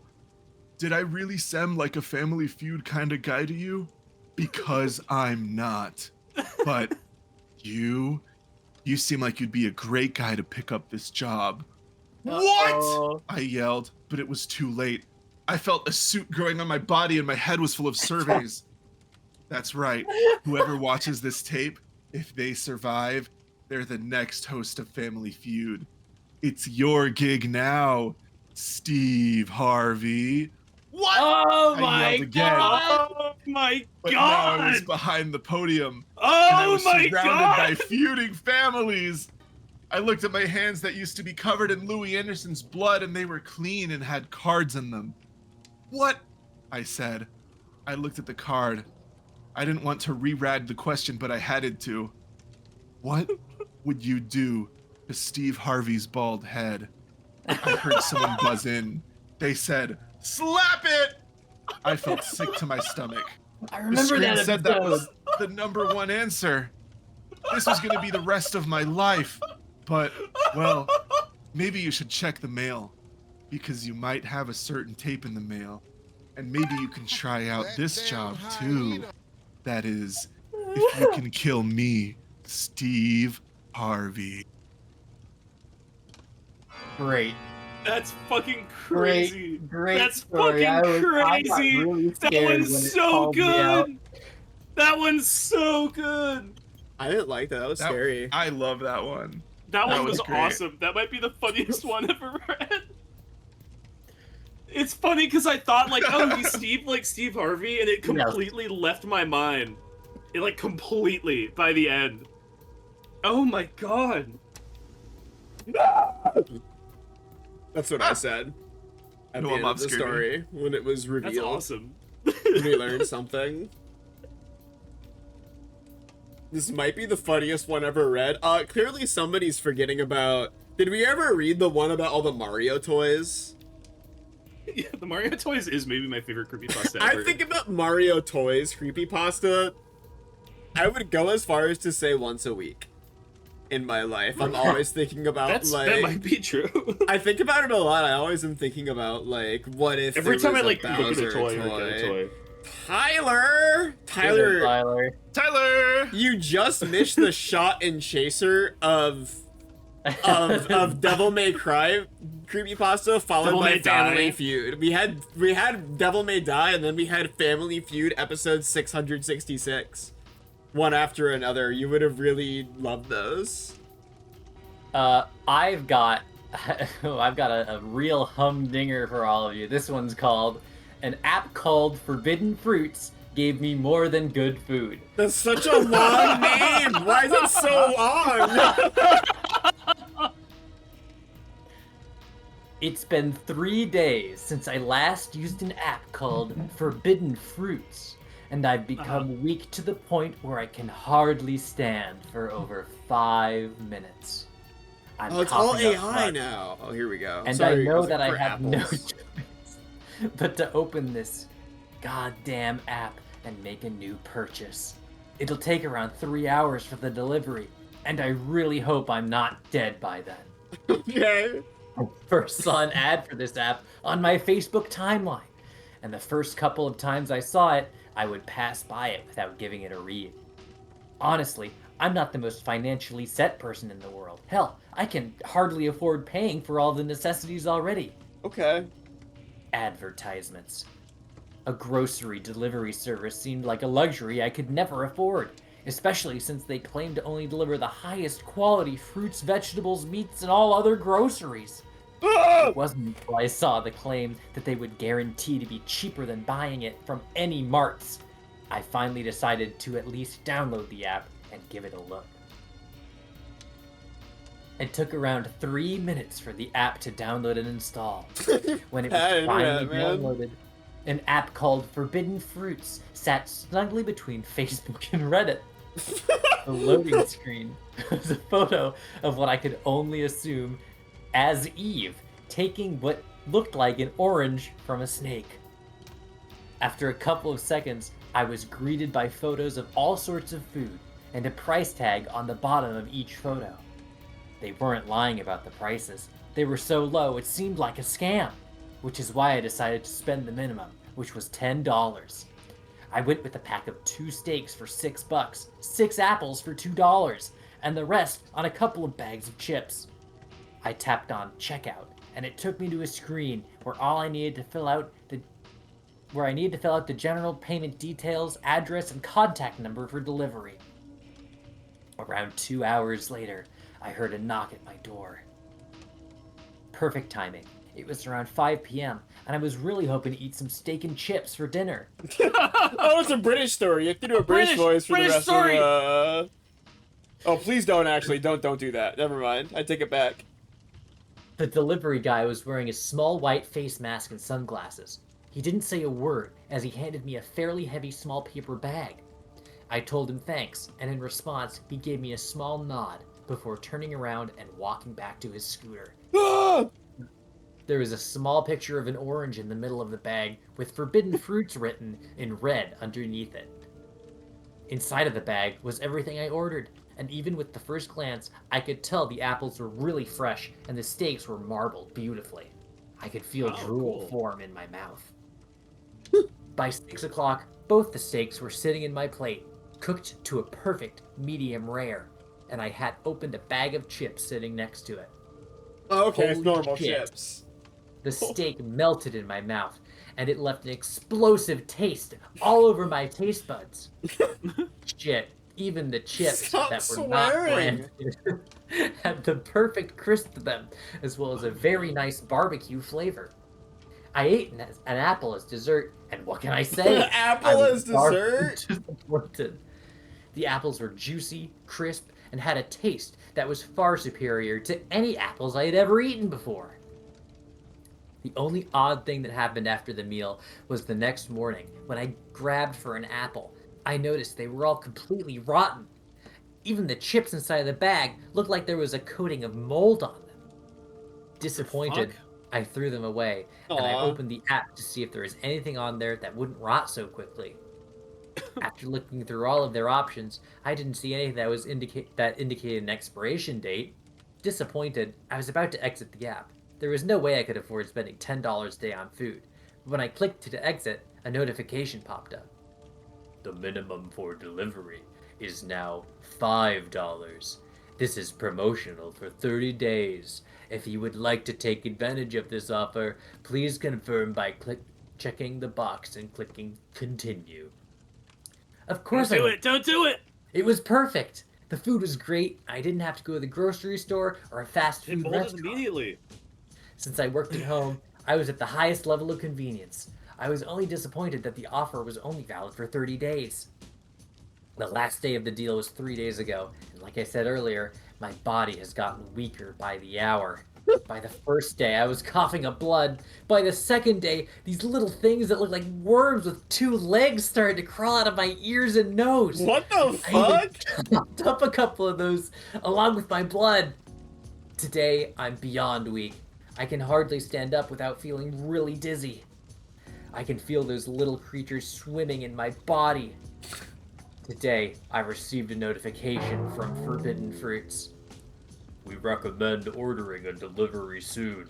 Your body will not be able to feed the parasites much longer. Okay. Our food Oh my will provide God. the nutrients for both the host as well as the parasites. I fucked up, and I'm only writing out to you all as a warning. Be wary of any apps that promise discounted organic food. I opened the app, and I placed an order 4 hours ago. It just arrived, and this time there was a note along with my order. I know you will not be able to afford to keep paying for this food, but there is another option. Oh, you can shit. choose to Oh, hell participate in our contest. Oh. You will be one of 4 participating. If you win, you will receive all of the food you could possibly need for the rest of your life. Oh, that's a great If deal. you lose, you will just speed Okay. up inevitable. Please call the number listed below if you would like to participate. Okay. Yeah, that could be worse. Yeah, I okay. called the number an hour ago, and the reason why I'm writing it to you is to gather all quote-unquote fans. The more I can get off of this page, the better my chances are at winning this contest. I hope you can do it. There really isn't much else to say. My name is Adam, and I need your help. They are coming to pick me up before the contest begins in 4 days. All right. Oh, there's a there's a disclaimer at the bottom of this that asks them to reach out to ask for permission to use this before anything. So I guess we have to cut this from the VOD, but Well, hey, you know, Sorry, if it helps, I sorry. really like your Ooh. creepypasta. I hope that you won the contest. I'm sorry if you were a bit late and you didn't make it. That would really suck. That's crazy, dude. Is he Adam from the Bible? Yeah. I would have to assume so. This is what Because he ate happened. the forbidden fruit and then he had to leave, and I assume the contest was him going to the Garden of Eden. The Garden of Eden. I mean, there were 4 people there, but I don't know, because they talked about Eve already also, so... The 4 people Oh. were Adam, Eve, the snake, and God. My story is called "Why I'll Never Watch YouTube Shorts Ever." Oh my god. Okay. What am I playing for this? You can just scroll YouTube Shorts. It's fine. Oh, God. Okay. The beginning. Um, So today I was scrolling on my phone, looking at YouTube Shorts, and I was sorting through that heap of junk for at least 6 hours. oh All my this God. scrolling for hours on end made my eyeballs roll back so far that they detached from my nervous system. Well, that was until I, for some reason, stumbled across some weird kids channel thing where we would follow this formula of X plus Y equals Z. and then repeat that format over and over. Huh. It's strange, I thought to myself. What idiot would be stupid enough to watch that for hours on end? Part 2. Realization. Anyways, I continued scrolling for a good minute or two until I basically realized I was going around in a loop, as the same video format dominated my recommendations. Why were these same video formats appearing next to each other in mass? Section. First video. So I paused my scrolling frenzy and watched only 3 out of the hundreds of videos in their entirety, and thank God I did. The first one was like this. Okay. Smiles plus rainbows equals fun. And then rain plus lightning equals sad. And finally, flame plus fire equals angry. This is pretty ordinary to say the least. Well, why the hell are they appearing so often, I thought? Floofy, I know, I saw. I gave it a dislike. I know I was not prepared for what came next. Second video. The next video that followed was like this. Ammonia plus bleach equals bad gas. Wait, what the fuck is a bad gas? I audibly said to myself in a concerned tone. I then unpaused and continued watching. What then followed was this. Garden fertilizer plus fuel equals bomb. What? We're making bombs now? The fuck? I screamed out loud. Then the last segment of the video was like this. Gasoline plus styrofoam equals napalm. So hear me out. How would YouTube allow the blatant sharing of recipes for bombs and inhumane weapons? Are they mad? So think of this logically. If these videos with recipes of bombs are allowed, then disaster would 100% strike, wouldn't it? So why is it allowed? I sighed and I scrolled to the final video out of curiosity. The first thing that stood out was the video had blots of red gradually become visible and larger over time, as if the video were bleeding. Secondly, there was this haunting ambience, like some sort of deep hum that accompanied this spooky video. Unlike the first two, which had heartwarming music and bright, innocent colors, this one had horror ambience and blood leaking into it. I don't know about you guys, but I think that's just absurd. Once more, the video followed like this. War, famine, our world gets brought down to its knees, they peer, plus, through the blinds, plus, watching everything you do, equals, take shelter. Me, plus, my physical address, equals, death. As the video progressed on, this demonic ambience swelled up gradually, and more blood leaked out of the video. Oh my This fucking progressed to the God. point where blood was leaking onto YouTube's UI itself, and my phone speakers were on the verge of frying because of how loud the ambience was getting.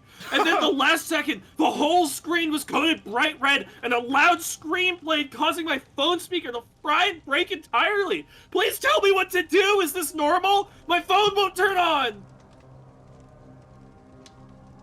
At the end? That's it. Is that it? Yeah, that's the end.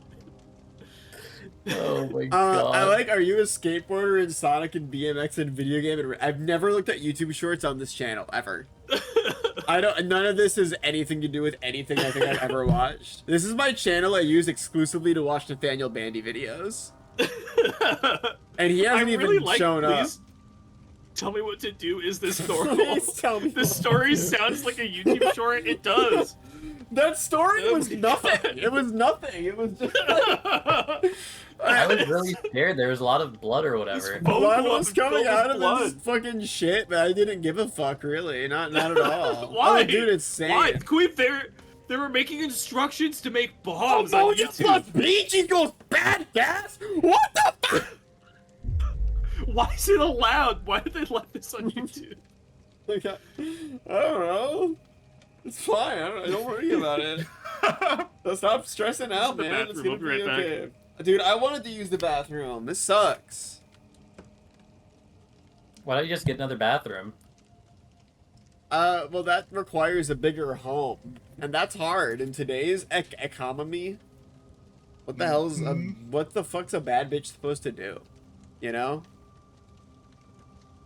I saw a bomb and did 8 safety scrolls. This guy did the opposite of safety scrolls. He kept going on the same damn channel. He was like, oh, it kept getting worse, so I kept looking. Let me grab a good video for this one. Okay. Banjo's Dream. Banjo-Kazooie. Banjo's Dream? This one's gonna get you excited for the upcoming season. You're gonna really be looking forward to it.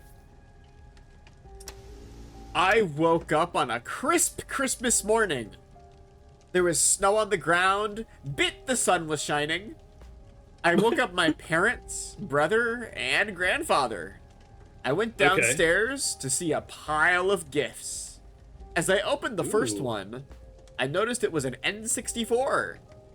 I was surprised. As I opened it, I noticed it was an N64. I noticed.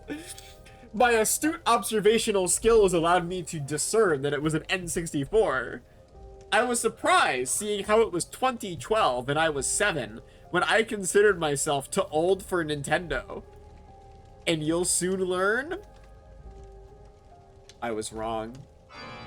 I love when they have like a lesson. With the N64, there were 3 games. Mario, Pokemon Stadium, and Banjo-Kazooie. My father stated he used to play it all the time, his favorite being Banjo-Kazooie. He added, I don't remember why I stopped playing it. Oh no. Later on, I decided to play with my new game system. My brother beat me at Pokemon Stadium, and I beat Bowser in Mario. That's when I decided to play Banjo-Kazooie. There was a saved game, so I decided to start a new one. Once finishing the tutorial, I headed into the castle, soon beating Mumbo's Mountain. I headed into Treasure Trove Cove. I entered the sand castle. My father walked in and looked at the screen and froze. I remember, he said. I ignored him as he's usually weird. He said, dream, dream. He repeated it as he walked out. This made me want to put the password dream in the sandcastle. Okay. A grunty dialogue appeared. Are you sure you want to do this? Because if you do, there will be no bliss. I selected yes, and the screen faded white. When the screen faded back in, Banjo was standing in the middle of his room. He had blood on his hand. The Bould looked as if it was from another game. Later I would find out it was Doom. Oh, okay. I wondered what happened. I then walked Banjo out the door, noticing he had no backpack. When the screen faded in, a giant grunty head popped out at me. The background was red, and the giant head was the only thing to be seen. She said, I warned you. Yes, I did. Into your fate you have slid. Get to the end, ring the bell. But for now, I welcome you to 64-bit hell. She quickly disappeared. The game was silent, except for jumping sound effects. The screen was just red. Enemies appeared much like the skeletons, like in Ocarina of Time, but instead of doing his roll move, Banjo took the enemies by the neck and punched them to death. More Doom 64 blood going everywhere. Once I defeated 6 enemies, the screen faded to black. The screen now showed Banjo sitting on a throne with a crown. Another dialogue popped up like with Sora. just like Sora, with Banjo saying, "They're holding me back. Without them, I could do this. I want this." The screen went black again. When the scream came back, it was the top of Grunty's tower, but the sky was red, and Grunty was on the ground crying as Banjo stood there laughing. I pressed attack just for shits and giggles. And Banjo threw a Jinjo at her. After 6 Jinjos were thrown, the screen faded again. Now it showed an image of 6 Jinjos lying on the ground. Most of them dead, others injured. It showed for about 6 seconds. Now Banjo was sitting on his throne again, this time with stacks of money. It didn't last long until fading to black. The opening scene when you first see Banjo and Kazooie, it played like normal until Banjo got up. Instead of going on an adventure, he strangled Kazooie, saying, "Let me sleep!"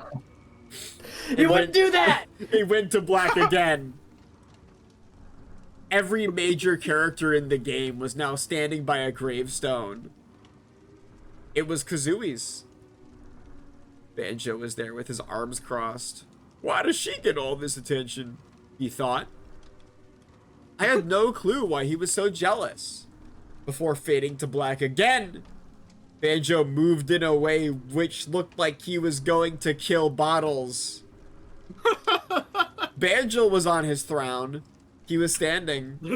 He said, "I'm the best, the greatest, the destroyer." A bell appeared above him. After ringing it, the game reset. I chose the game file I originally made and everything was normal. Later, I found a lost present on my floor. Under the Christmas tree. It was a Game Shark. That night I went to church confirmation. We talked about the 7 deadly sins. Think about it, then read it again. The end. Okay. Think about it, then read it again. I mean, yeah. Think about it, then read it again. Sure. Are you thinking about it? Is it like I each guess one was a sin? Andrew portrayed the 7 deadly sins for some reason. When did he have gluttony? I don't think he did. When did he? He wanted to sleep more, so that was sloth. Sloth, yeah. And And he had envy because he said at the, what's it called? why does she get all the attention? I'm Banjo. Wrath was strangling the thing. Greed was when he had all the money on his throne. Oh yeah. When was Wasn't he really a gluttonous? glutton though. Yeah, he wasn't really gluttonous at any point. Clearly, it was the part where he got big and round. Yeah, I guess so. I He was wasn't gluttonous paying. for having 64 whole bits. Yeah, he had way more bits than we have right now. Yeah, he didn't have What lust was lust? either. The gluttony on the chin. Yeah, he was throwing all of them around because he wanted to eat them later. That was lust. He lusted for throwing Jinjos. That was Banjo's dream. Banjo's dream is crazy. Banjo's dream. Noel, do you What have got? What anything? you got for us? Let's see. Let me see which of these I want to pull out. Oh, dude, I love Creepypasta stream. It's so fun. It's actually so fun. I'm glad it was a dream because Kazooie died, and that'd be sad. Yeah, it was okay. Kazooie was okay at the end. All right, I think I'm gonna pop Squidward.exe. Oh my fucking god. Oh my god. Okay. I used to be a fan of fan games, especially scary ones. There were some really needlessly creepy ones, like the Luna game with that satanic-looking Zalgo Pinky and just plain strange Apple Bloom. Oh my god, this part of the SpongeBob game long play I skipped to is scary looking as fuck actually. And where the fuck is he? Where the hell is where the fuck is Patrick? Where the fuck is Patrick? He looks butt naked. Oh, SpongeBob, where am Naked and I? Cute world. SpongeBob! SpongeBob! Oh fuck! However, I spotted one that was not like any of the others. When I was looking on YouTube, there was a person with the username of Squidward.exe.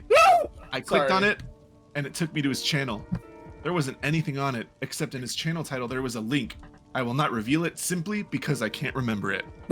When I copied Awesome. and pasted the link into the Google Chrome search bar, it started a download of a file called Squidward.exe. When the file fully downloaded, which had taken 2 minutes, it had taken me straight to the game. The first level taking place in the Krusty Krab. You were playing as Squidward. The first level was from a top-down perspective. I played and explored for about 3 minutes until I began to hear some slight murmuring in the background. The murmuring wasn't loud and clear enough to recognize, and the game cut to black for about 5 seconds. Then a loud screeching sound as well as the Squidward suicide image flashed up for a split second before cutting back to the game. It then said, Level 2, run while you have the chance. The second level was a side-scroller, and this time Squidward was with SpongeBob in Squidward's house. They both had an expression of pure terror on their faces. I walked about in Squidward's bedroom when suddenly the Squidward with the bleeding eyes in sprite form appeared and started to run after Squidward and SpongeBob. The evil Squidward pulled out a shotgun and splattered SpongeBob apart with an expression of sadism as SpongeBob was blown to pieces, blood flown everywhere as I watched in disgust. The normal Squidward and snapped his neck. Oh, what the fuck? I lost my place. The normal Squidward didn't even respond to the keyboard commands anymore. He was crouched down, sobbing to himself in an infinite sense of horror and dread. Then the evil Squidward rushed towards the normal Squidward and snapped his neck. I was immensely creeped out at this point, but I had the thought that whoever made this may have been inspired by Sonic.exe. Then a picture flashed up. It was the one of Red Mist Squidward with a text saying, "You can't run." The final level didn't have a name at all. It was, again, a side-scroller. But this time there were RPG elements to it. This time, Squidward, Sandy, and Patrick were near a campfire when the evil Squidward began to fade into existence. Then, a Pokemon-style battle began. The first to fight the evil Squidward was Patrick. I chose for him to guard, but Squidward just said, "I am Satan's avatar on Earth," and Patrick died. And Sandy was up to fight him. Sandy karate chopped the evil Squidward on his head, but the evil Squidward was dealt minimal, if any, damage. I love a battle creepypasta. Yeah. I love when they're battling. Go ahead. No, I'm just saying. I just love when they're battling. When it's like, It's like and then they all mechanics. fought. Squidward then just ripped off Sandy's glass helmet that supplied her air, and the next 5 minutes were grueling. I watched as Sandy drowned and choked. She did eventually begin to choke up blood just before she drowned. Oh my god. Then the normal Squidward was up, but he had an expression of rage, not terror.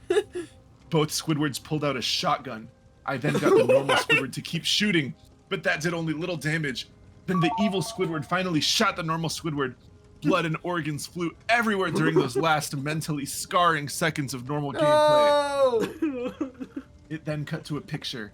It was a picture of Squidward with the bleeding eyes and Japanese text.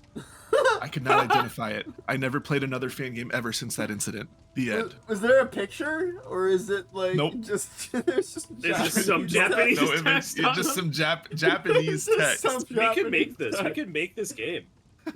It could be real. It would be Squidward.exe. very easy. This is a completely reasonable haunted fan game to exist. really It's not even like hyper realistic. I really like God, this fucks up our power scaling discussion kind of, because SpongeBob died very easily, which doesn't really that doesn't. Well, check this out is with clearly me. non-canon. Oh well, thank Oh God. This my is Squidward, God. this is Squidward.exe. This isn't canon SpongeBob. Okay, it's fine then. Mhm. I was worried. I was actually getting really worried Yeah, for yeah. a second. Don't worry. Okay, it's all good. I'm sorry for scaring anybody.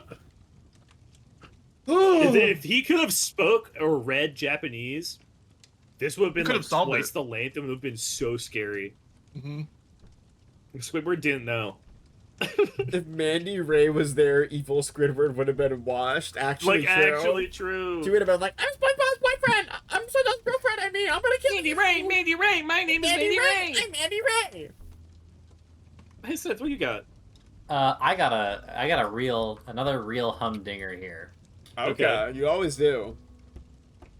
This one is called the Black Pikmin. Jesus fucking Christ. That sounds awesome. Forward. I'm a little bit of a new gen. when it comes to Forward? Pikmin. There's a forward? I bought Pikmin 3 and fell in love with the world and the little Pikmin. There was something mysterious, A little something Pikmin. alluring about what bugs and secrets might be hiding around the corner. Something scary. In a fun way, though. When I bought Pikmin 2 on the Wii with quote-unquote new play control, all my friends told me, quote, careful, Pikmin 2 is basically a horror game. Maybe that should have turned me off, but instead, I just wanted to try it even more. If only they knew how right they were. When I bought the game, I ordered it on eBay. They didn't make Wii games anymore, so it was my only option. And stupid me, I wanted to save some money. I bought a used copy that didn't even come with an instruction booklet. I waited days, and I started to scare myself into thinking the game wouldn't get to my house at all. I even started to imagine opening it up to find the wrong game, or no game at all, and find out I've been completely scammed. I groaned in my bed about how stupid I was. When the game got here, I ripped open the box and smiled so big when I saw the Pikmin 2 disc in perfect condition. I ran right to my Wii with the disc for an all-night session. I should have just sent it right back right then. The game.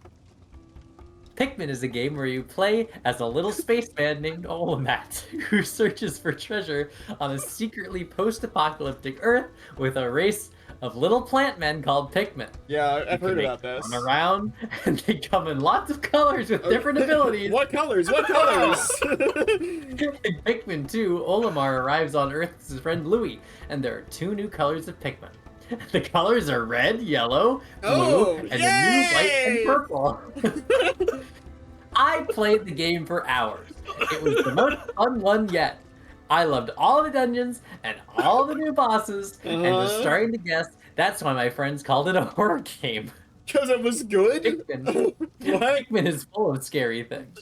Weird bugs, memories of a dead Earth, lots of gross monsters, and dark tunnels. So when things started to get weird. Full stop. Okay. The first level is the snow level. It gets bigger when you come back to it later with more Pikmin. Somehow, me and my 50 Pikmin had gotten lost in the snow that's supposed to be the end of the level.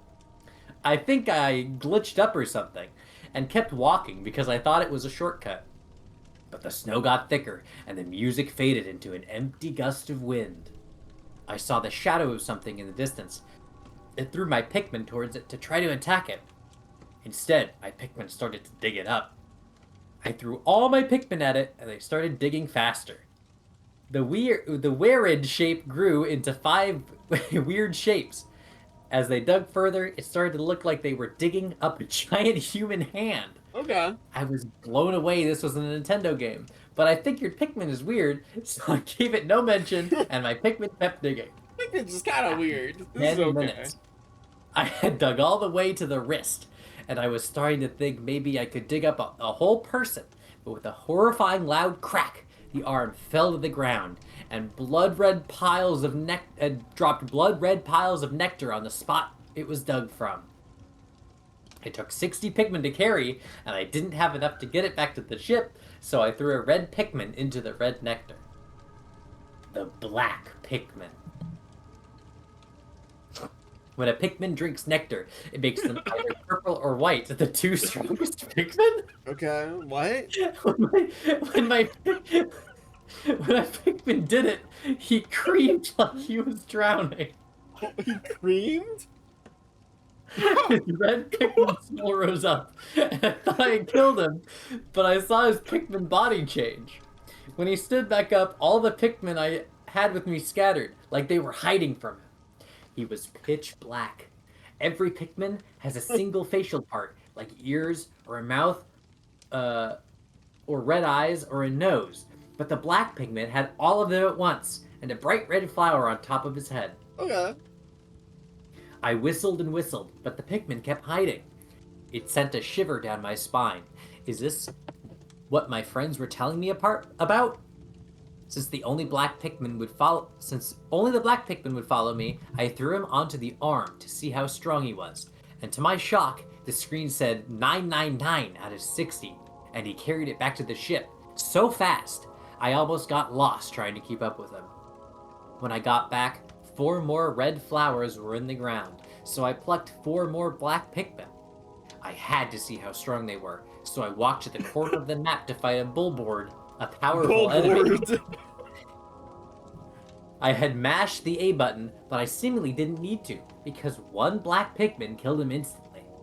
That's when the nightmare started. Oh, Instead of leaving the bullboard alone, the Pikmin started tearing chunks off of his model, exposing what looked like photos of meat covering his insides.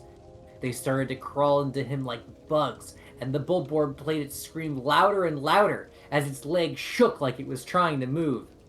I dropped the Wiimote in shock. Nobody had told me about this. The bullboard deformed horrifically and burst with black Pikmin. Dozens and more kept coming. I dashed to me remote and hit the whistle button as fast as I could. I wanted to make it stop, but as the Pikmin surrounded Olimar, more muffled screams came out of my Wii. Olimar disappeared in a sea of shadows, everything but his head hidden in an ocean of black Pikmin. I shook my Wiimote, and I tried to move, but Olimar's screams got even louder. I could see his helmet start to fill up with blood, and his little limbs got thrown away like Pikmin from the pile! No! I screamed so loud, it probably woke up my parents. I hit the button to switch to Louie and ran. The black Pikmin all followed except the ones that were drinking what was left of Olimar. I ran and I ran, but there were Pikmin everywhere and I got lost. Oh, The surrounded me singing a Pikmin song that That's made my awful at bones navigation. itch. It was horrible. I thought I was a goner, but I remembered Goner? I can pause What? and end the day whenever I wanted. The end of night cutscene played with the rocket blasting off, and I thought I was safe. But as the rocket floated into the air and my stats came on screen, an awful metal clanging played as the ship started to burst into flames. I could see black Pikmin in the windows as the whole thing came apart to pieces, leaving poor Louie floating in the emptiness with a single black Pikmin headbutting him like when Pikmin attack. My heart beat and I almost couldn't breath as I watched it crack his helmet. For Okay. a split second, I could see his eyes wide open that you never see in the game, and then the pressure was. exploded his head like a grape. Okay. I dropped my remote. Every Oh my time I tried God. to turn off and on again, the game would just hang on Louie's headless body, floating there with no text. Most people would throw out a game like this, but I kept it on my game shelf whenever my friends needed a good scare. They were right about Pikmin 2. Is that it? That's the end. Okay. Louie's head exploded like a grape.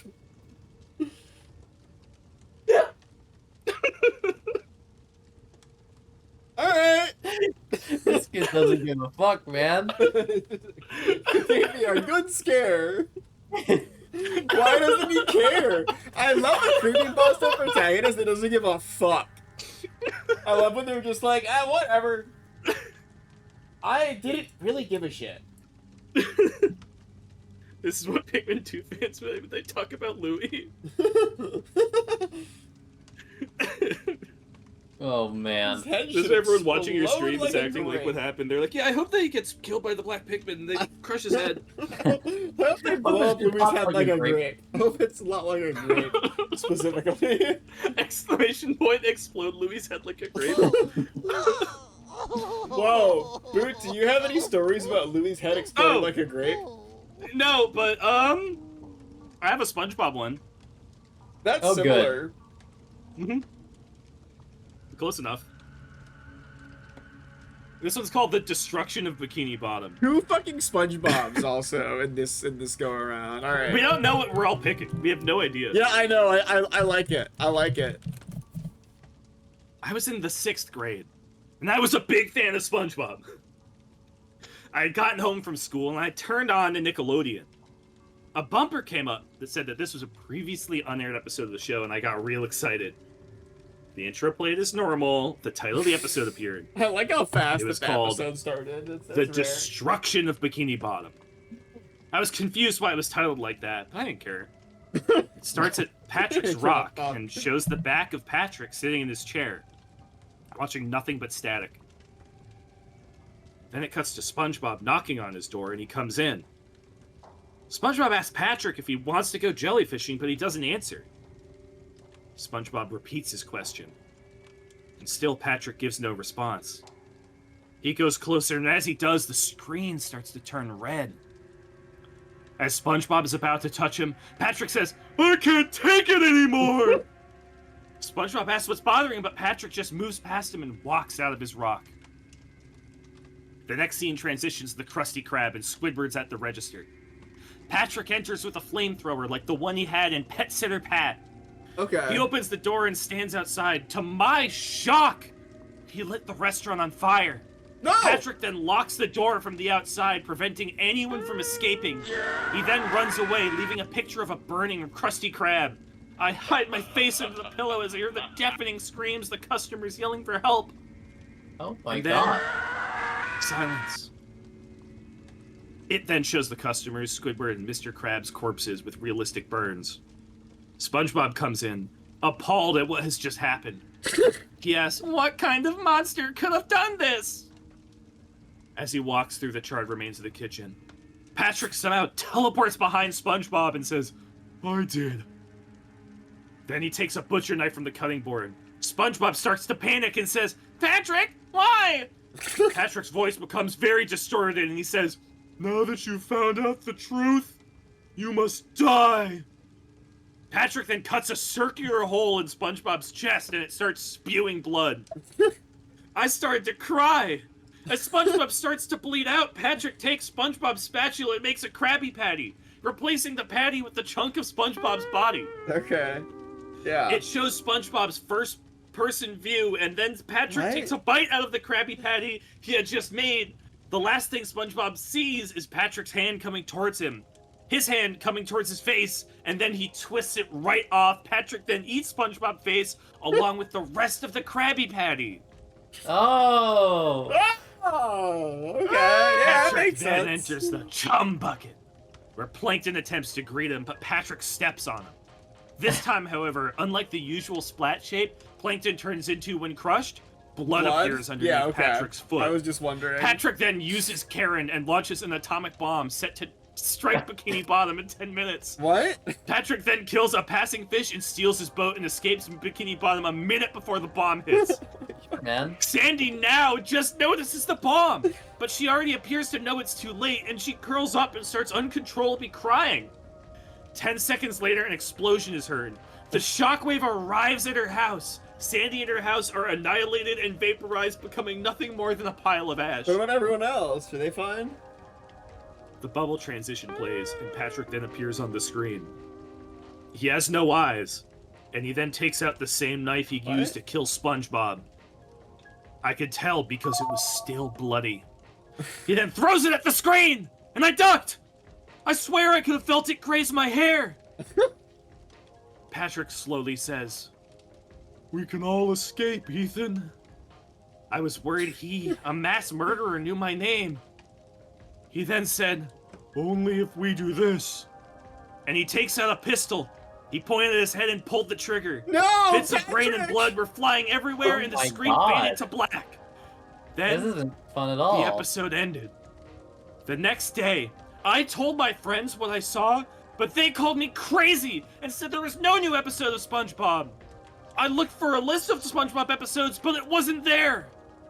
By writing this, I hope I can find someone else who saw this awful episode. I have great news. What? I did see that episode when I was a kid. Really? Really? Yeah, I did watch it. Thank goodness they're not alone. Yeah, it was. Your It was Patrick all voice right. is really accurate. You should narrate Patrick Creepypasta videos.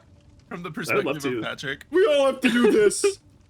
I thought Classic creepypasta ending, by the way, where a cartoon character shoots themselves in the head for no reason. They always produce a gun from somewhere, is one thing I really like. Like, it's always like, and then it's never anything, really- it's always a gun. What tickled me here is him using Karen to launch a nuke.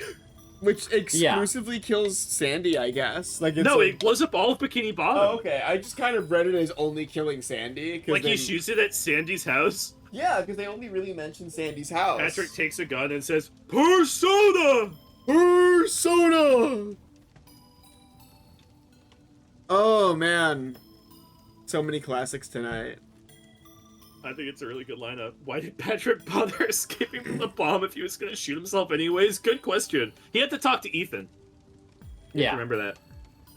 I'm looking at stories that I want to read. Oh, man. What do I have left here?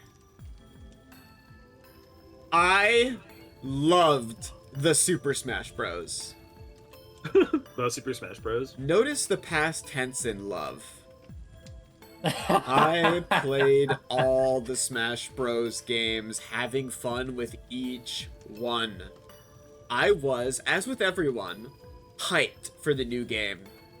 Every day, I wonder which new game it is. Every day, I would go to Sakurai's Miiverse page and see the pick of the day. I would always watch reactions of the reveal and direct. I would always watch videos that talked about Smash Bros, like CJS001's Smash Chat. But here's why I now hate the series. I was walking one day and came across a yard sale. I found a 3DS cartridge with the name Super Smash Bros. 4 written in Sharpie. The game looked awfully sketchy, so I didn't bother buying it. That was until the man said, "Hey kid, if you buy this game, I'll also give you a copy of Donkey Kong Country." I lost my copy of Donkey Kong Country a long time ago, so I decided to get it. After I played Donkey Kong for a while, I looked at the Super Smash Bros. Cartridge. I was curious. Was this a beta? Was this a hack? I couldn't stand it. I put down my SNES controller and put the game in the 3DS. The icon was the Smash logo, but the jingle that played sounded depressing. I didn't give it much thought and started the game.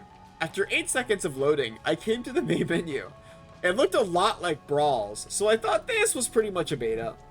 I wanted to play Classic Mode with one of the new characters. The selection screen had all the people that should be there, but there were even some characters that haven't been announced yet, like Wario, and even King K. Rool!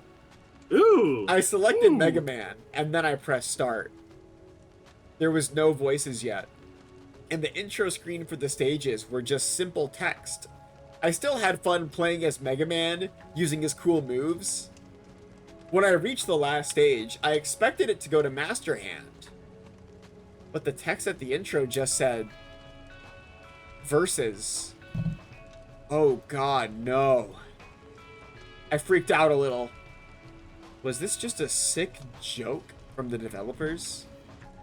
After 3 seconds, I stood on Final Destination. I heard a Master Hand laughed, but I didn't see Master Hand. Who I did see was the villager. He had a crazed look in his eye. He had an axe in his hand. I started to attack him, but he was somehow able to continuously charge at me. Once he contacted me, he swung his axe at me. Mega Man stopped. After the first hit, he fell down crying. After a few more hits, Mega Man was on the ground, split in half, dead. The villager, covered in blood, left mechanically. After 5 seconds, I was sent back to the title screen. I was still itching to play as the new characters. I went to Classic again, but what was weird was Mega Man was gone. He was replaced with an icon of a skull that read, "Dead." The other character I really wanted to play was the villager. Nut, I was afraid to select him. I worked up the nerve and pressed start. I was fighting Pikachu, but the villager didn't have his moves from the direct. Every button I pressed had to do with his axe in some way. When I approached Pikachu, I swung my axe at him, and he was instantly sliced in half. Blood and guts flew out of him. The villager did his laugh, and then I went to the next stage. It was Yoshi. Same thing happened. Next, Rosalina. Same thing. I actually faced all the characters in the game, all split in half, bleeding and dead. Oh, When Okay. How'd that work with Kirby?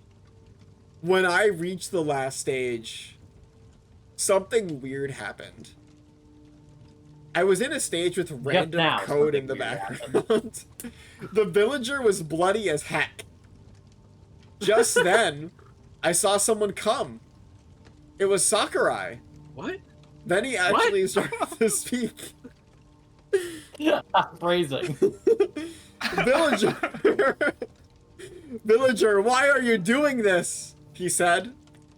But then the villager said in a demonic voice, because nobody deserves to live. That's it. I need to get rid of you before something bad happens. Too late, Sakurai. All the fighters are dead. Now I'm coming for the people. Oh no, you won't. Sakurai went around the stage trying to delete the villager's code, but he was too late. The villager pounced at him and severed his head. Then the villager laughed again. After that, I shut off the 3DS, took the cartridge, and smashed it. I went on Miiverse to tell the people what had happened. But when I was about to post, I noticed some news. Notice. Masahiro Sakurai has recently passed away. Super Smash Bros. Will be delayed. Oh, man. As I tried to take in the sad news, I went to my computer and wrote this down. I figured that other copies of the game would have the villager kill other Nintendo employees like Miyamoto or Reggie. But whatever happens, I beg you, please don't buy Super Smash Bros. 4. The end. I'm never playing Super Smash Bros. 4. Actually, a pretty good warning at the end. Sort of true. You should not buy Super Smash Bros. 4. Sakurai was making Smash Bros. All by himself. I like that he shows up. I like that he shows up in the game and gets killed and he dies in real life. I really like that. What was his secret? Remember, they delayed Tears of the Kingdom for the Queen. They can delay Smash Brothers for Sakurai. I also like the only consequence of his death being the game's delay. Yeah. That was Sakurai's secret. I hope you were scared. I don't think anyone was. No one really seems very scared. No. Well, I just like Sakurai too much. He's said a few wise things before. I Usually think when it's talking gross about what he game did on releases. Final Destination, to be completely honest. What? I think it's disgusting what he did on Final Destination. Like, made it? We don't gotta talk about this. Okay. You brought it up. Yeah. I saw someone. I brought it up to be vague. You can look it up. Noel, do you have a scary, scary tale for us? I have one final tale from Noelle for today. Ooh. Perfect. Pac-Man NES. Awesome. It was a usually beautiful day. The sun was out, the birds are chirping, and it was exactly 10 a.m. on the dot. It was a boring day today, so I decided to go out with my friend Isaac to the park. Oh A shit! bunch of children were running around there, and I decided to take a seat on a bench. Man, today is a really boring day, I said. Come on, man. It's a glorious day. It's sunny out today. We really never get a sunny day, said my best friend of the name Isaac. Oh I god. just ignored him and simply walked home. He decided to go with me. Dude, I thought Isaac's it was annoying good as enough. fuck. Fuck off, dude. I thought it was a good enough of a day to play some NES games. Ah, the classic. The classics. Maybe Contra? Nah. Super Mario Brothers? Nope. Way overrated. No fucking way. I decided to play Mega Man 2. After Yeah! beating Airman, I eventually quit. Okay. Oh. I turned off the Okay. console and took out the cartridge. I decided to take a nap, And after that nap, it was actually the next day. This guy's just doing everything. It was actually the It was next day. actually the next. What happened to Isaac? It was a bit cloudy today, but I like the air breeze. Me too. I then took a walk by myself today, and across the street was a house that looked like it was under construction. Okay. It was just wood, nothing else. I was curious and went up the stairs to the next floor. On the ground, I saw a NES cartridge. It was really, really dusty. I decided to brush off the front, and it was the Pac-Man cartridge. I've never had a Pac-Man NES cart, but the odd thing was, it didn't look like any other Pac-Man cart. It looked like it was in the format of Super Mario Brothers. Okay. Pac-Man was jumping on the cover, and it said Super Pac-Man. Okay. I took it anyways. I walked down the stairs and run all the way home. I easily opened the door, but slammed it in a rush. I ran to the living room and quickly put the cartridge in the console. I firmly touched the on switch, and what met me was something that said .exe presents, which was odd. Oh my god. In that case, it must have been a hack. I pressed the start button and proceeded with caution. Pac-Man seemed to be in an empty maze with one blue line. There was only Blinky, which was kind of odd for a hack. I moved a bit, but as soon as I pressed the down button on the D-pad, Pac-Man froze. No! Blinky then touched Pac-Man, and a scream came out. No 8-bit voice scream. It was a real scream. It sounded like a guy in pain. It was really scary. I jumped back in fear. Pac-Man respawned in a red background. It couldn't be blood because it wasn't leaking at all. It was just one color palette. One. Pac-Man had 8-bit tears coming down from the front of his face. The ghosts had black eyes and red for pupils. They were saying, like 8-bit "You tears." must die," backwards, and it seemed to be deep. They were 50 times faster than last time, and Pac-Man was 50 times slower. The ghosts all got him at the same time, and Pac-Man started screaming like a girl this time. It drummed my ears in the background. I then got game over. I was scared and tried to plug out the console. The console wouldn't turn off even if I plugged it out or pressed the power switch. It was still on. Even if I plugged the cords out of the AV input port, I was screaming and tried to run out of the house. The door was locked. Same for the back door and the emergency door. What the hell? I was frightened for my life, but instead, I proceeded with the game. Okay. The graphics looked like it was better than Xbox 360, PS3, Wii U, even better than the best looking CGI or Blender film. Okay. It looked like real life. Like I was watching actors. It looked exactly like that. Pac-Man was crying with tears and had actual eyes. He had legs and arms, feet and hands. I used the D-pad and ran to the right. It was a line that went on and on and on. It felt like it was 60 years. Pac-Man then ended up at a stop where he fell off a cliff. The TV exploded, and as soon as that, I woke up. I was actually 74 years old. I was rotting. I was melting. Everything was melting from my point of view. I then exploded, and I actually felt it. As soon as that, I was in a grave. I was still rotting. I then woke up in the grave, Okay. and I was not 74 anymore. Okay. I was back my normal age. I eventually found a way to break out of the grave, and I ran home. My home was shattered into pieces. My NES was broken, and that Pac-Man cartridge was still there. It had blood all over it, and it was shattered. I ran away from the house and went over to my friend Isaac's house. It was the only place I could stay. I turned on his TV in the living room and I changed the channel to the news. It said that the house at Ashland Avenue was shattered into pieces, and the teenager that lived there's parents were missing. I was worried after this, but it just made me feel strange. Why did I have a dream I was 74 years old? Why did the NES card act up like that?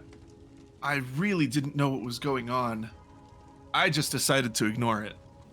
After that, I never ever played any Pac-Man game in my life again. Awesome.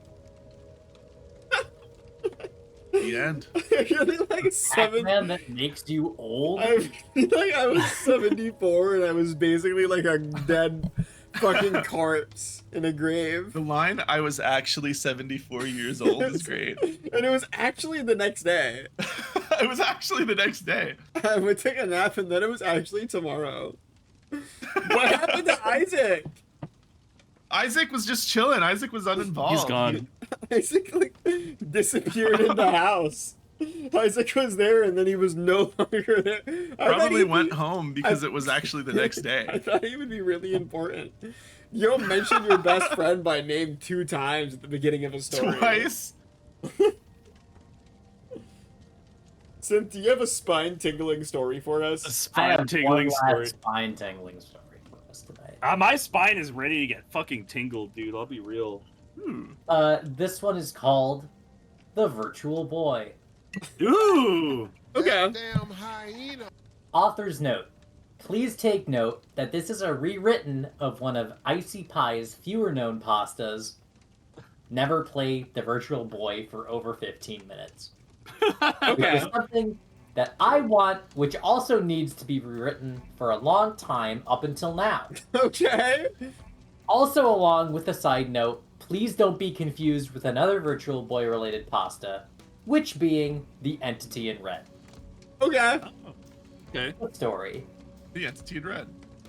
Virtual Boy is one of the infamous failed Nintendo consoles out there alongside Rob, due to the claims of people having, quote, eye strains and headaches after using Awesome. it for Yeah. quite a long time if being brought. I remember this. Nowadays, people would look back to it and found it quite interesting, but also sad when it got discontinued.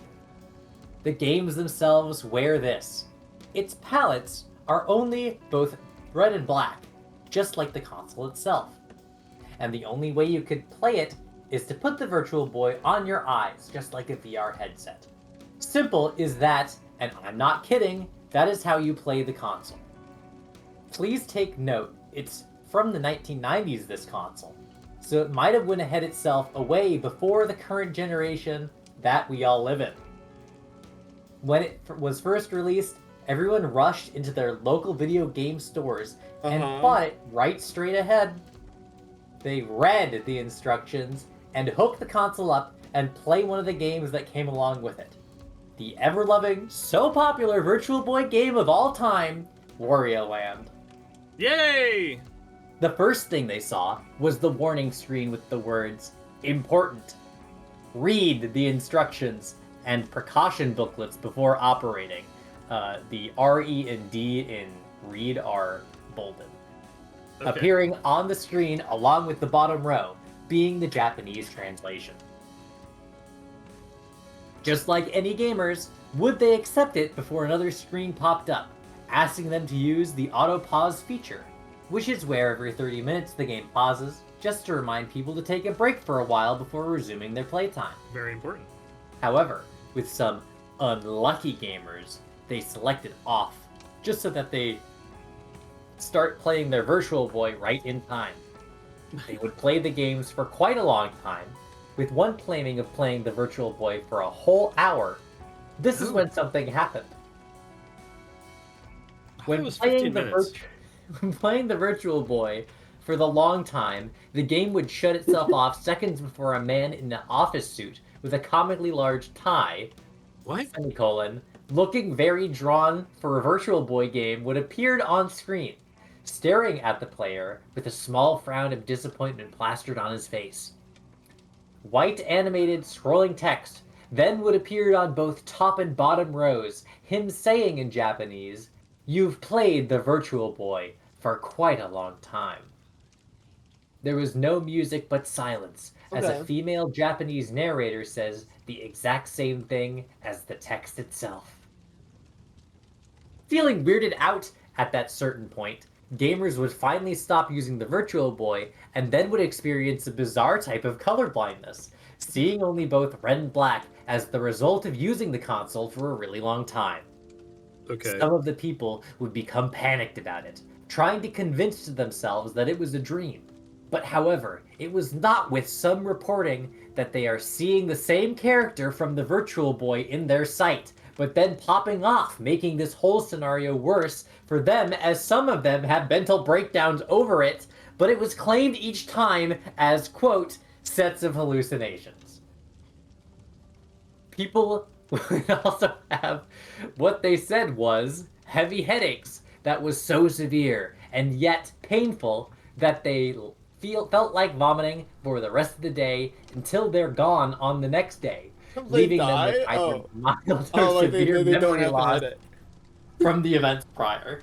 Okay, severe yet These painful. claims would spread onto Nintendo, with their letterboxes flooded with each and other claim about the Virtual Boy itself, resulting them to discontinue the Virtual Boy and also stopping sales of it as well. Now you know why the Virtual Boy got discontinued in the first place.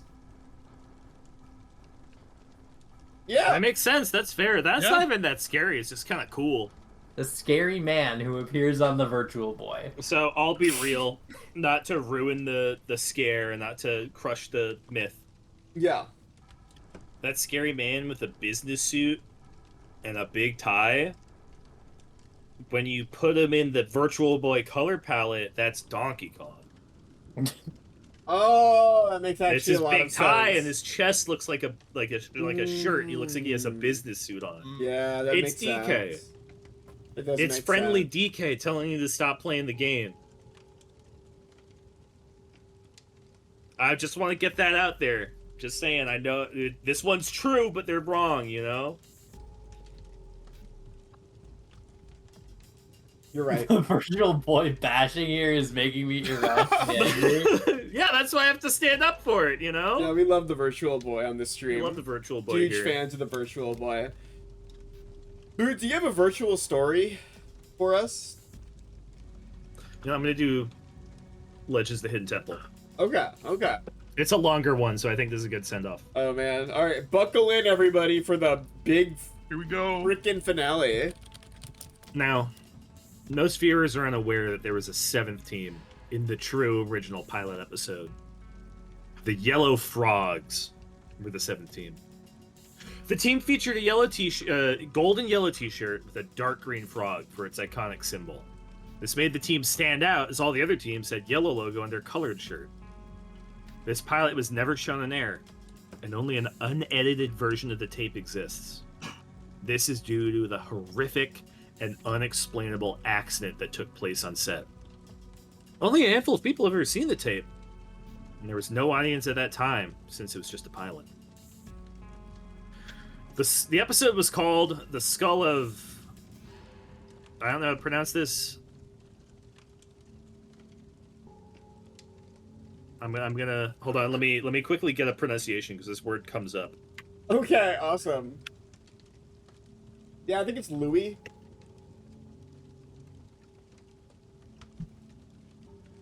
Hold on.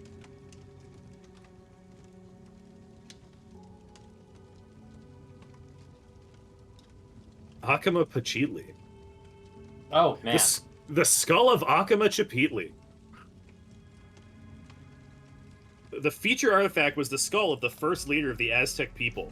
Okay, awesome. It made its way to the hidden temple by unknown means and was placed in the throne room on the chair. The teams ran, and then the episode, The Skull of Akama Chapitli. The teams ran through various obstacles. The moat, the steps of knowledge, and the temple games. But the Yellow Frogs were a powerhouse. They were able to complete most of the challenges first. Oh. But there were some mishaps along the way. The moat. This was a fairly simple first challenge. Both players had to cross the moat by walking on a rope bridge with a rope that they could hold for support. The moat would also have a flow of water that made them similar to rapids, which made it hard to cross since they would try to knock the player off. Everything had gone well for the first member of the team, crossing with little to no trouble. But as soon as the Yellow Frog's second member stepped on that rope, the water turned dark red No! and began to heat up. The small rapids became very strong and started rocking the rope harder and harder to try and knock the runners off. Splashes from that red water touched one runner's skin, and it would start to burn. Some of the runners got scared and turned back, while 4 of the other teams continued on, unaware that this wasn't part of the game. The Yellow Frogs was one of the 4 that made it across. As soon as the team had crossed, the moat returned to its normal color and temperature. The staff ruled that the machine that controlled the water was tampered with, but video surveillance did not show anyone around the machine.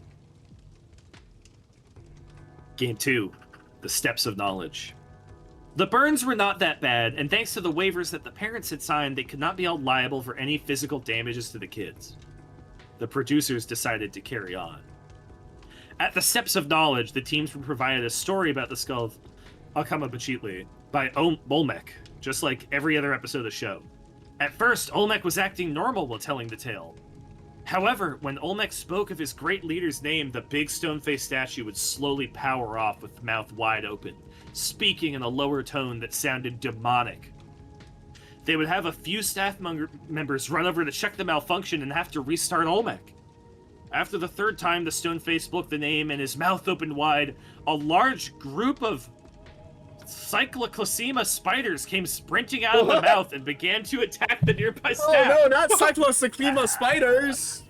After attacking the staff, they all ran into the nearby moat and drowned themselves. Okay, Some of cheers, the it's staff fine. that were bitten were rushed to the hospital and received medical treatment. As the runners were not attacked by the spiders and the producers did not care about the staff, they decided to proceed with the game. Did not care about The the remaining staff. staff members were able to get Olmec turned back on and continue the story. Oh, you just don't give a As fuck soon about as anything. Olmec finished the story, his huge red eyes became to cry the same red water that had been in the moat. Right as he spoke the last word of the story, his eyes burst into flames. The staff ran over to put the flames out and investigate the water.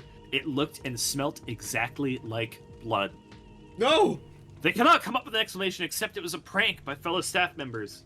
Maybe a disgruntled member of the team who was not being paid enough. The yellow frogs and the silver snakes were the teams to reach the bottom of the steps and move on. Game 3. The Temple Games. Oh shit. The Temple Games are the same as all the other episodes, physical obstacles that related to the artifact. Nothing out of the ordinary happened in the actual games, but there was something eerie in the air. Random sounds started to come from the temple, such as birds chirping and frogs croaking. One of the children thought they saw someone move around the temple, but they could only make out the shadow of a person. The temple had already been set up for the temple run, so all the remaining staff were out front helping, and there should have been no one inside the temple. The host sent in a few staff members to make sure that there wasn't some staff member or one of the children who got lost running around, but all they could find were that all the doors were open when they had originally been shut. The Yellow Frogs had won the second Temple Games, making them a winner. They were only awarded 2 half pieces of the Pendant of Life. Unlike later episodes, they would give a full one for winning the third game. This would mean that the second runner would have no Pendant of Life going into the temple. All And if they right. were caught, the game would instantly end without a way to protect themselves. Uh-oh. The final game. The Temple Run. Are you playing Minecraft? There's no Legends of the Hidden Temple video game, so I found Legends of the Hidden Temple Oh my Minecraft, and it's all I have. I can't It was play an time. episode of the show. It was time for the Yellow Frogs to run the temple. At first, the children were afraid to continue on after all the evil and disturbing events that happened. The producers came onto set and reassured that all these events were just pranks by a crazy staff member and that they caught them and there would be no harm done to them. I'm just doing pranks, it's fine, don't worry. The children still refused until the producers offered to add an additional $1,000 prize just for entering the temple. Oh, hell yeah. This was enough money to make the children enter. Too much money had been spent on creating the show, and they needed to make sure that the They don't pilot have was the budget completed. for that. Yeah, they can't do another fucking episode. Are you kidding me? The first enter was the girl. The host gave her a spiel about entering the temple, as well as the prize information for retrieving the skull, in parentheses, space camp. She was given the only pendant of life and began her run. She made her way up the steps and entered the room of the 3 gargoyles and was immediately met by a temple guard and forced to give up her pendant. She continued on and was As doing is fairly well until she entered the shrine of the silver monkey. As she began to grab the pieces to make the silver monkey, a temple guard appeared from the door. This temple guard was dressed differently than the first one, though. Instead of its iconic feather hat, it wore a large skull with horns and was covered in blood. The temple guard quickly grabbed the girl and she was pulled through the door, slamming it after she went through. It happened so quick that it was a blur on the video. Right as the door shut, you could hear a blood-curdling scream, but it was mostly masked by the music. Okay. The boy entered and began to run through the temple the same way the girl did. The boy navigated the temple until the throne room and grabbed the skull. This should have unlocked all the doors and made the remaining temple guard vanish. Instead, all of the doors of the temple suddenly shut and locked. A temple guard entered from the back doors, also wearing a skull with giant curled horns and blood all over. This temple guard, however, held a giant green stone knife and was slowly advancing towards the boy. He suddenly screamed with rage, shouting words no one could understand, and attacked the boy with his giant knife. But the boy ran through the back doors, and the guard chased after. Okay. As soon as they were through, the doors slammed together, and another blood-curdling scream was heard. The host ran to the back of the temple in fear that the children were hurt, while the staff called the police. When the host arrived with the camera crew, all they found were 2 sets of human bones and skulls to match, both wearing the Yellow Frog shirt. The artifact was nowhere to be found, and there was no place for anyone to hide back there. The temple guards had also vanished. Okay. The police showed up and investigated the scene. They figured it had to be a hoax or some type of prank by the children, because even if the children were murdered, they would not suddenly turn to bones. Yeah, that's true. True. It was obviously a setup. They took the bones to a forensic analysis and began to search the studios for the children to arrest them. The analyst who investigated the bones was able to determine that they were human bones and they all matched. Police still believe it to be a prank, but they refuse to give out any additional information to the public. The missing children have not been found to this day. Aftermath. In order to keep this from the media, the show producers had to pay everyone to keep quiet, including the parents.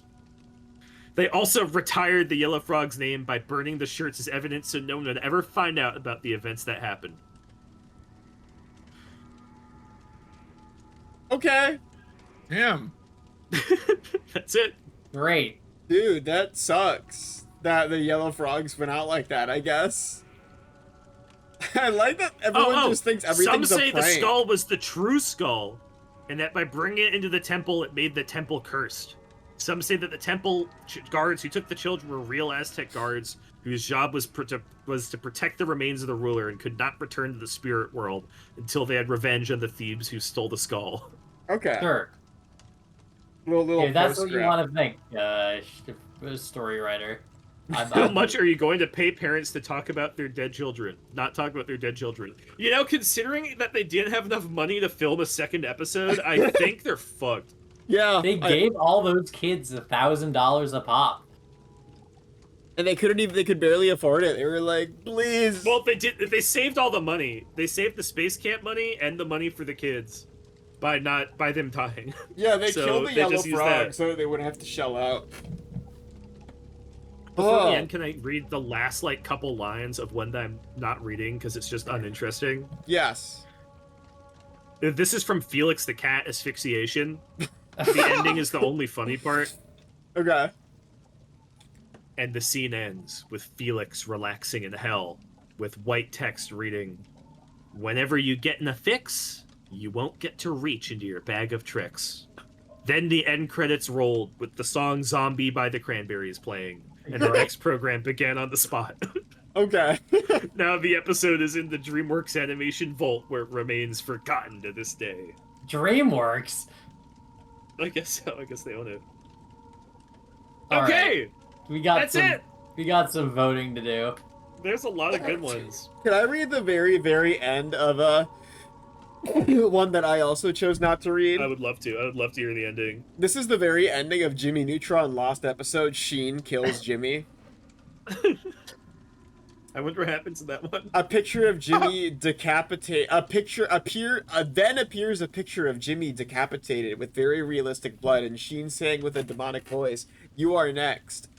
And then at the end just appears the credits, but in another language. I don't know what language was, with the very sad music, and it doesn't appear as with Nickelodeon logo or the other logos. And then at the end of the credits appears a kid corpse decapitated. It looked just like Jimmy, and he wore the same clothes of Jimmy, and his head was like Jimmy's head, even the hair. Then when I tried to show the video to anyone else, it only showed normal Jimmy Neutron episodes. That was weird. That was weird. That's awesome.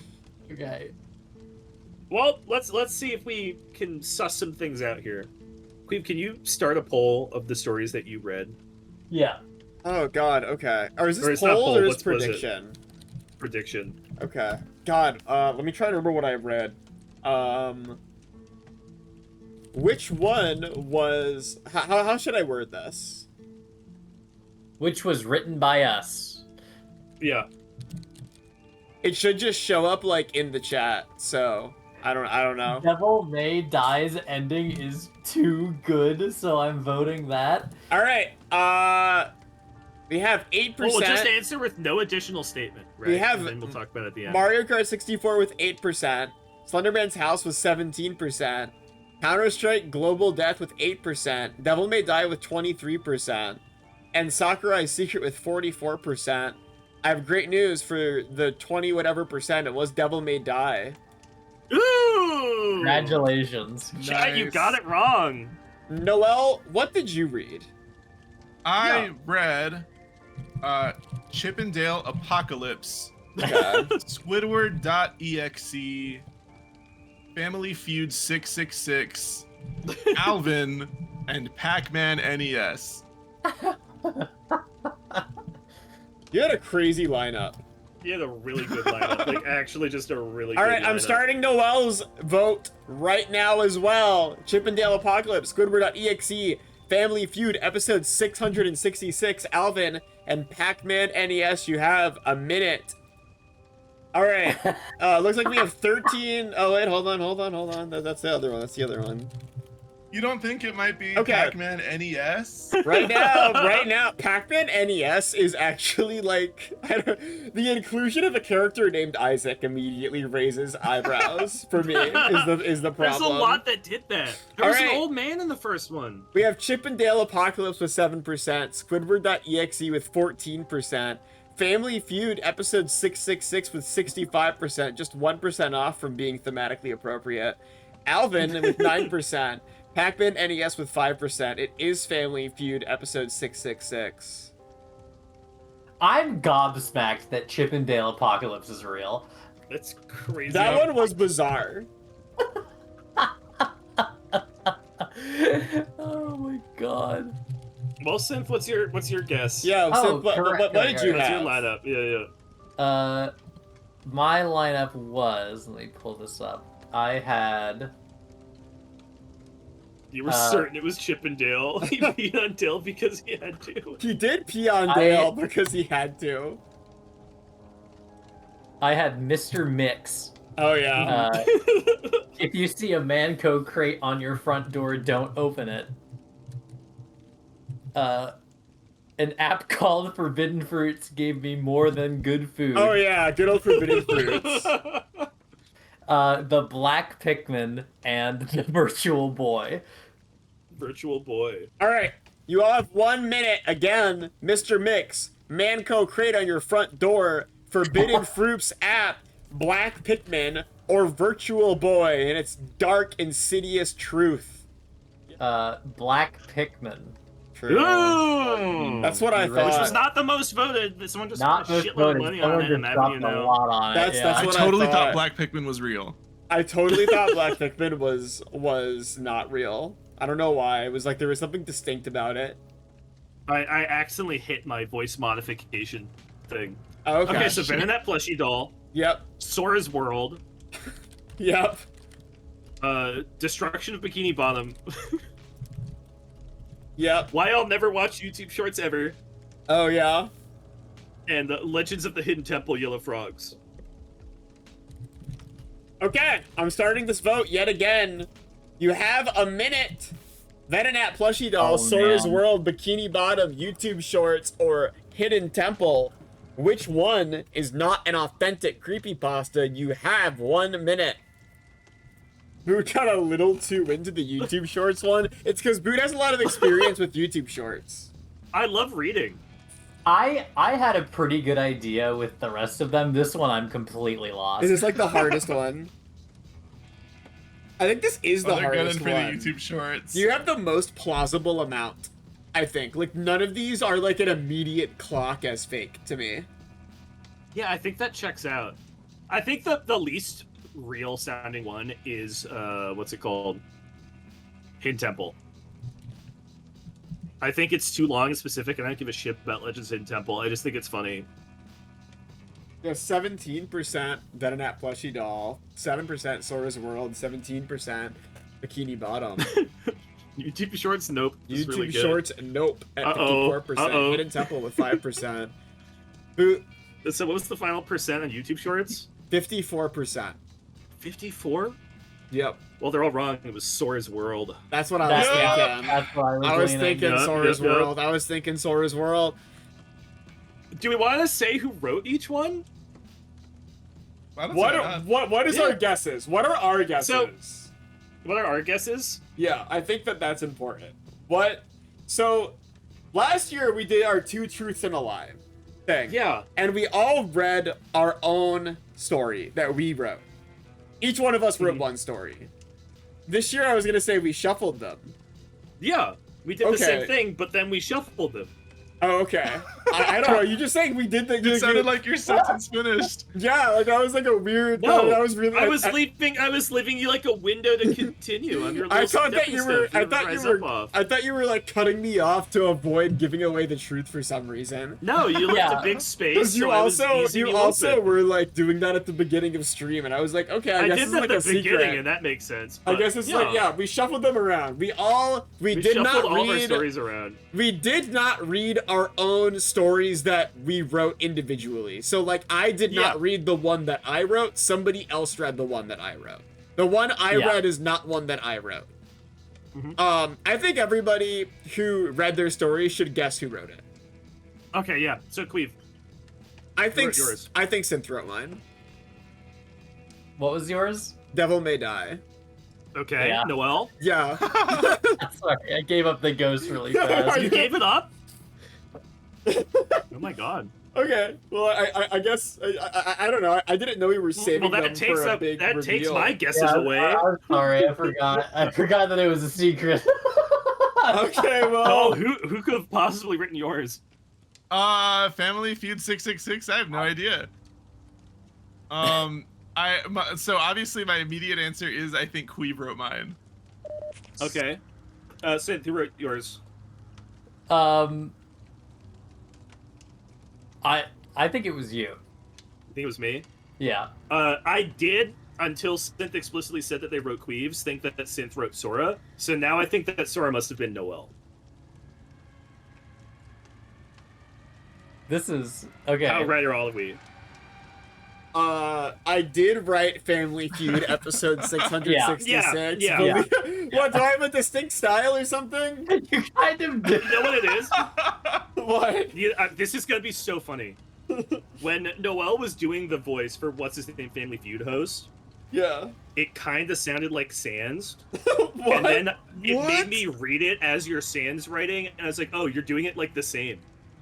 That's a really interesting way to come Which to is That's a really funny. crazy connection to make. I don't think It's that like I didn't you think might that be at able to all. look back at that. It's. I was like, oh, this is how Qweave would write like Sans in this circumstance. I'm like, how you write like evil Sans dialogue. Because Noel was talking like, hey. I thought my giveaway is no one else would write about Louis Anderson. Yeah, no, obviously. But like, No one else would give a fuck about Louis Anderson. The thing is, I remember that when we were still picking these out, you were like, I'm not going to write Family Feud because that would be too easy. And then I got the longest Family Feud one ever. Oh I my was trying to God. steer everyone else away from doing what I was gonna do, you know? I I feel like couldn't. you have to like hint at it. You're like, oh, no one should do that. That would be a big problem. I did write Sora's World. That's awesome.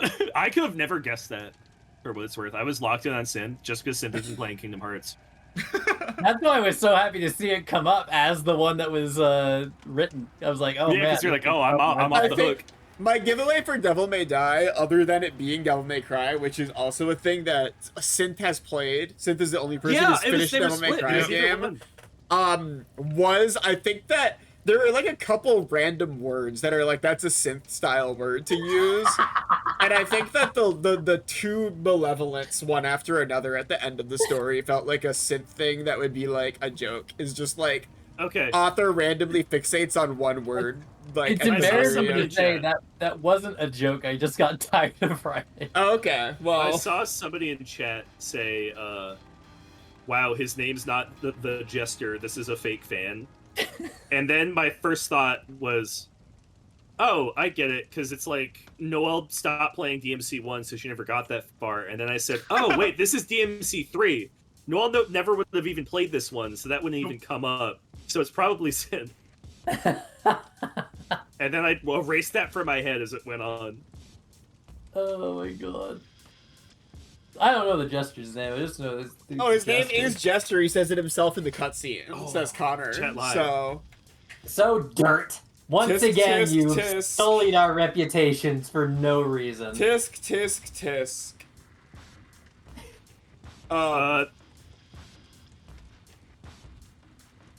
How would we do this? No, Sid, which one did you write? We just talked about it. Who I wrote did Black Black Pikmin? Pikmin. Yeah. Which I said I was going to do on stream like 8 months ago. I think I remembered that because Yeah. you were talking to me about it because you were like it ended up not happening, but you did explicitly I got say too that busy. you wanted to write every single creepypasta that you read Wow. this year. Yeah, and then it you snuck wanted up to on do me. all of them. But While I was reading it out loud, I was like 90% Noel, and then it got to Louis' head popped like a grape. Pop like a grape is a really bootism for me. I don't know why. I don't think anyone else would say that. That was when I was like, oh, Boot wrote this one.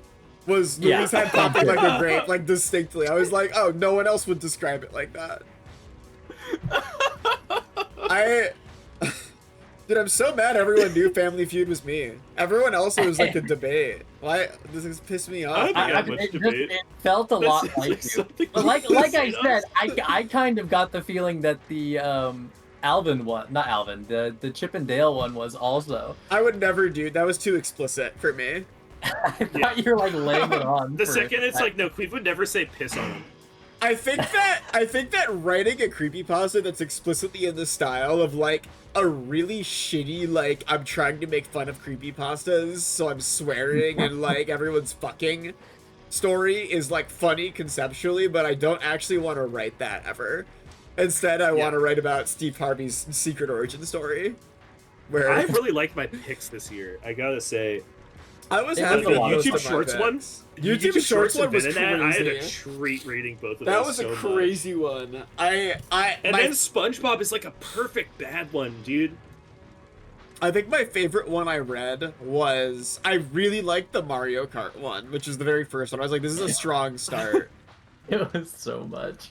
I was so tempted to read Dawn the Bunnery, which is the one I skipped. I didn't read it because it's really long, and it seems to mostly be about somebody who wants to like fuck Bunnery, which is really it's Yeah, not there's as like like a level that's like after. that's kind of the down common now. one. That's a common trope in creepypasta is like Pac-Man's my girlfriend. Yeah, I'm gonna say this, chat. Pikmin was my backup. Black Pikmin was my backup. Oh yeah. I was gonna write one today. I was gonna write one because I was like, I'm probably gonna be late with work, but I ended up having to work until like 7:20. So I didn't have time to write my backup, my new replacement. That one's gonna be so fucking good next year. You have no idea. Oh, I also have to give a quick shout out to Floofy, who said anything. Can I quote a creepypasta that I wanted to read, but its format is impossible to read? Yeah, hit me. What I wanted to read today, but it's again long and has a fucked up format, is Meeting Ben Drown's Sister, which has a section I really want to read really fast, just really fast. Okay. To play us off into fan art. Yeah. We arrived at the pond. I forgot to tell you, we have swimming suits on. I saw my father, uncle, and our 2 cousins. They're important in this chapter. I looked around us and there was a greenish lake, my father's van, beer bottles / broken ones, and the tall tree that is surrounding us. Ashleen, Drake, and James, Ben, and my father says. I thought, why didn't my father call Ben? As I walked to father, I'll give you guys some beer if you kill Ben, father says. I was shocked if what he said. My cousins agreed, but I didn't. I started to run to Ben, but it was too late. They started to drown him. No! I yelled and started to cry. If you go near them, I'll order them to kill you as well. My father threatened me. I stayed still and watched Ben drown in front of me.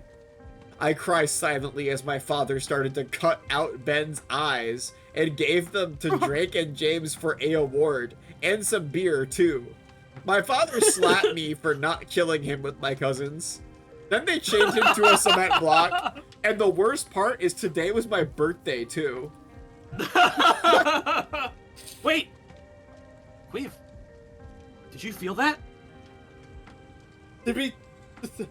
I just heard the Nightmare King. He just like screamed in terror. He just did a. Oh, He he jumped when Oh, you said shit. Ben Was Ben drowned. drowned enough to get him? I think he's scared. I think he's scared of Ben. Ben What's drowned! happening?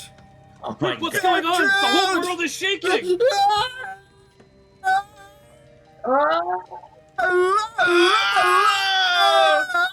Ah! Oh! Oh my god. Air! Oh, the air! The breeze! The cool air! Oh!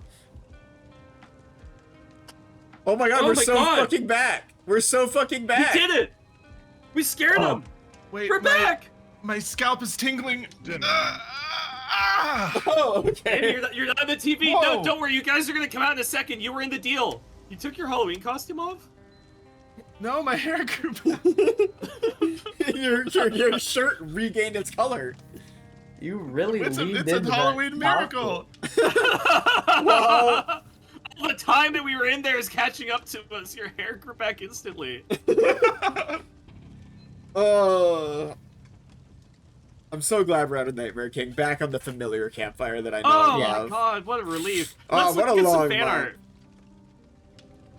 I like that both of my stories got to Yeah, you It'll got shine you here. got you got special attention. very special attention. I didn't read Black Pikmin though. This one is a crazy creepypasta. Fucking Venonat one. Because it's a A Venonat with Venonat's famous evil grape juice. This one was crazy. I have no fucking idea why this story exists. It's so specific and so weird and so like a purple slimy Venonat that TFs you into a Venonat and you die. like a weird gross Venonat you just turn into and then you And die. it ends with him shooting it with a gun. He shoots him with the gun and burns him, but then Venonat's fine, and then the story ends. You get huge feet also. You get giant Venonat feet, I guess. Thank you, Trevor Touchdown, who also did the evil Black Pikmin.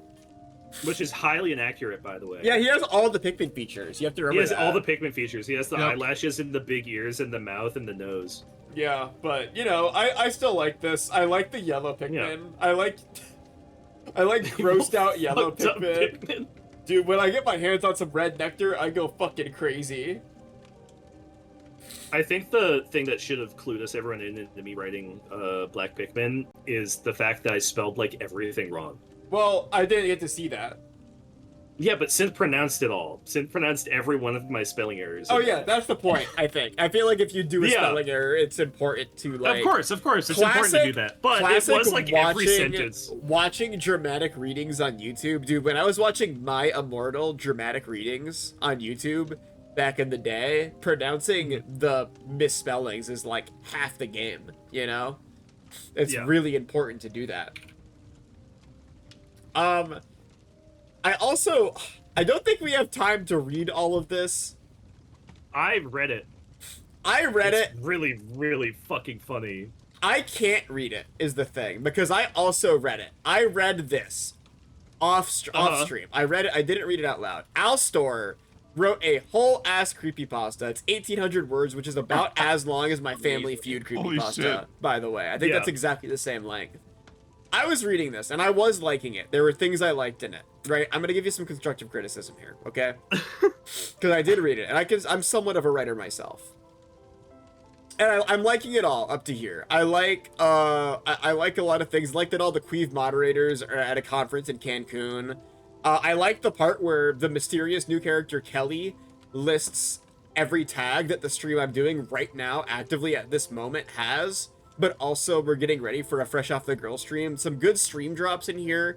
There's a Tulip mention, which I like. I like that Kelly wants to play Tulip. It is in the Discord. This is in the fan art channel. You can read this yourself. It's in the Discord. It is funny. I do like this, Alstor. But what I really have problems with is if I read this out loud, I would have changed all this, by the way. I would have in real time changed all of the Shohei Ohtani shit. Cause he's like just sort of some fucking guy. And also, he would, if you shot Shohei Ohtani with a gun, he would hold his dog out to take the bullet for him. By the way, I'm just gonna throw that out there, just in case you were wondering. I think that's a thing he would do as a person. Because he named his dog Decoy, because he's like an evil guy. I mean, it's a future decoy for his next gambling scandal. I don't give a shit about him being good at baseball. I wouldn't acknowledge someone saying that. I really do beef with Kelly. I don't like that you have a cameo for yourself agreeing with the villain of the story. I think that reflects poorly upon you. I do like that Shohei Ohtani comes into my house at the end, though, because that is one of the scariest. It's not the scariest thing I can imagine, by the way.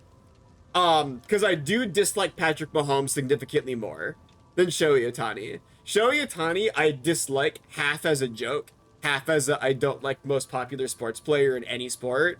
Patrick Mahomes is like evil, so there is that. And this would be scarier if it was Patrick Mahomes, because he has a scary voice too. I really like that there are a few things that are like repeatedly mentioned. I like the repetition a lot. I like that Cancun is mentioned 2 times. I think Shohei Ohtani's strikeout rate is mentioned like exactly, and also it being mentioned that it's sad that that's normalized in current baseball twice. I like that that's mentioned. There is another part I really like. I like Shohei Ohtani speaking in perfect English, and he kills my fucking Labubu. He smashes it out of the park. Eleanor has some good moments in here also that I like. Where is it? There is a part where Eleanor, like, Boot and I, and also Eleanor are all laughing together. Eleanor.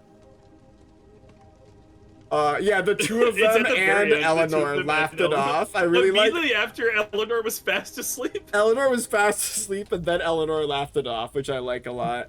I do like this over. Thank you. I do think this is very funny. I love a fan writing. I think that's really funny in the fan art. That's my favorite. I really like it. It's like if we weren't already at 3 hours 40 minutes, I would read it out loud. Oh my but God. we're already going late. But I do appreciate it a lot. Thank you very much.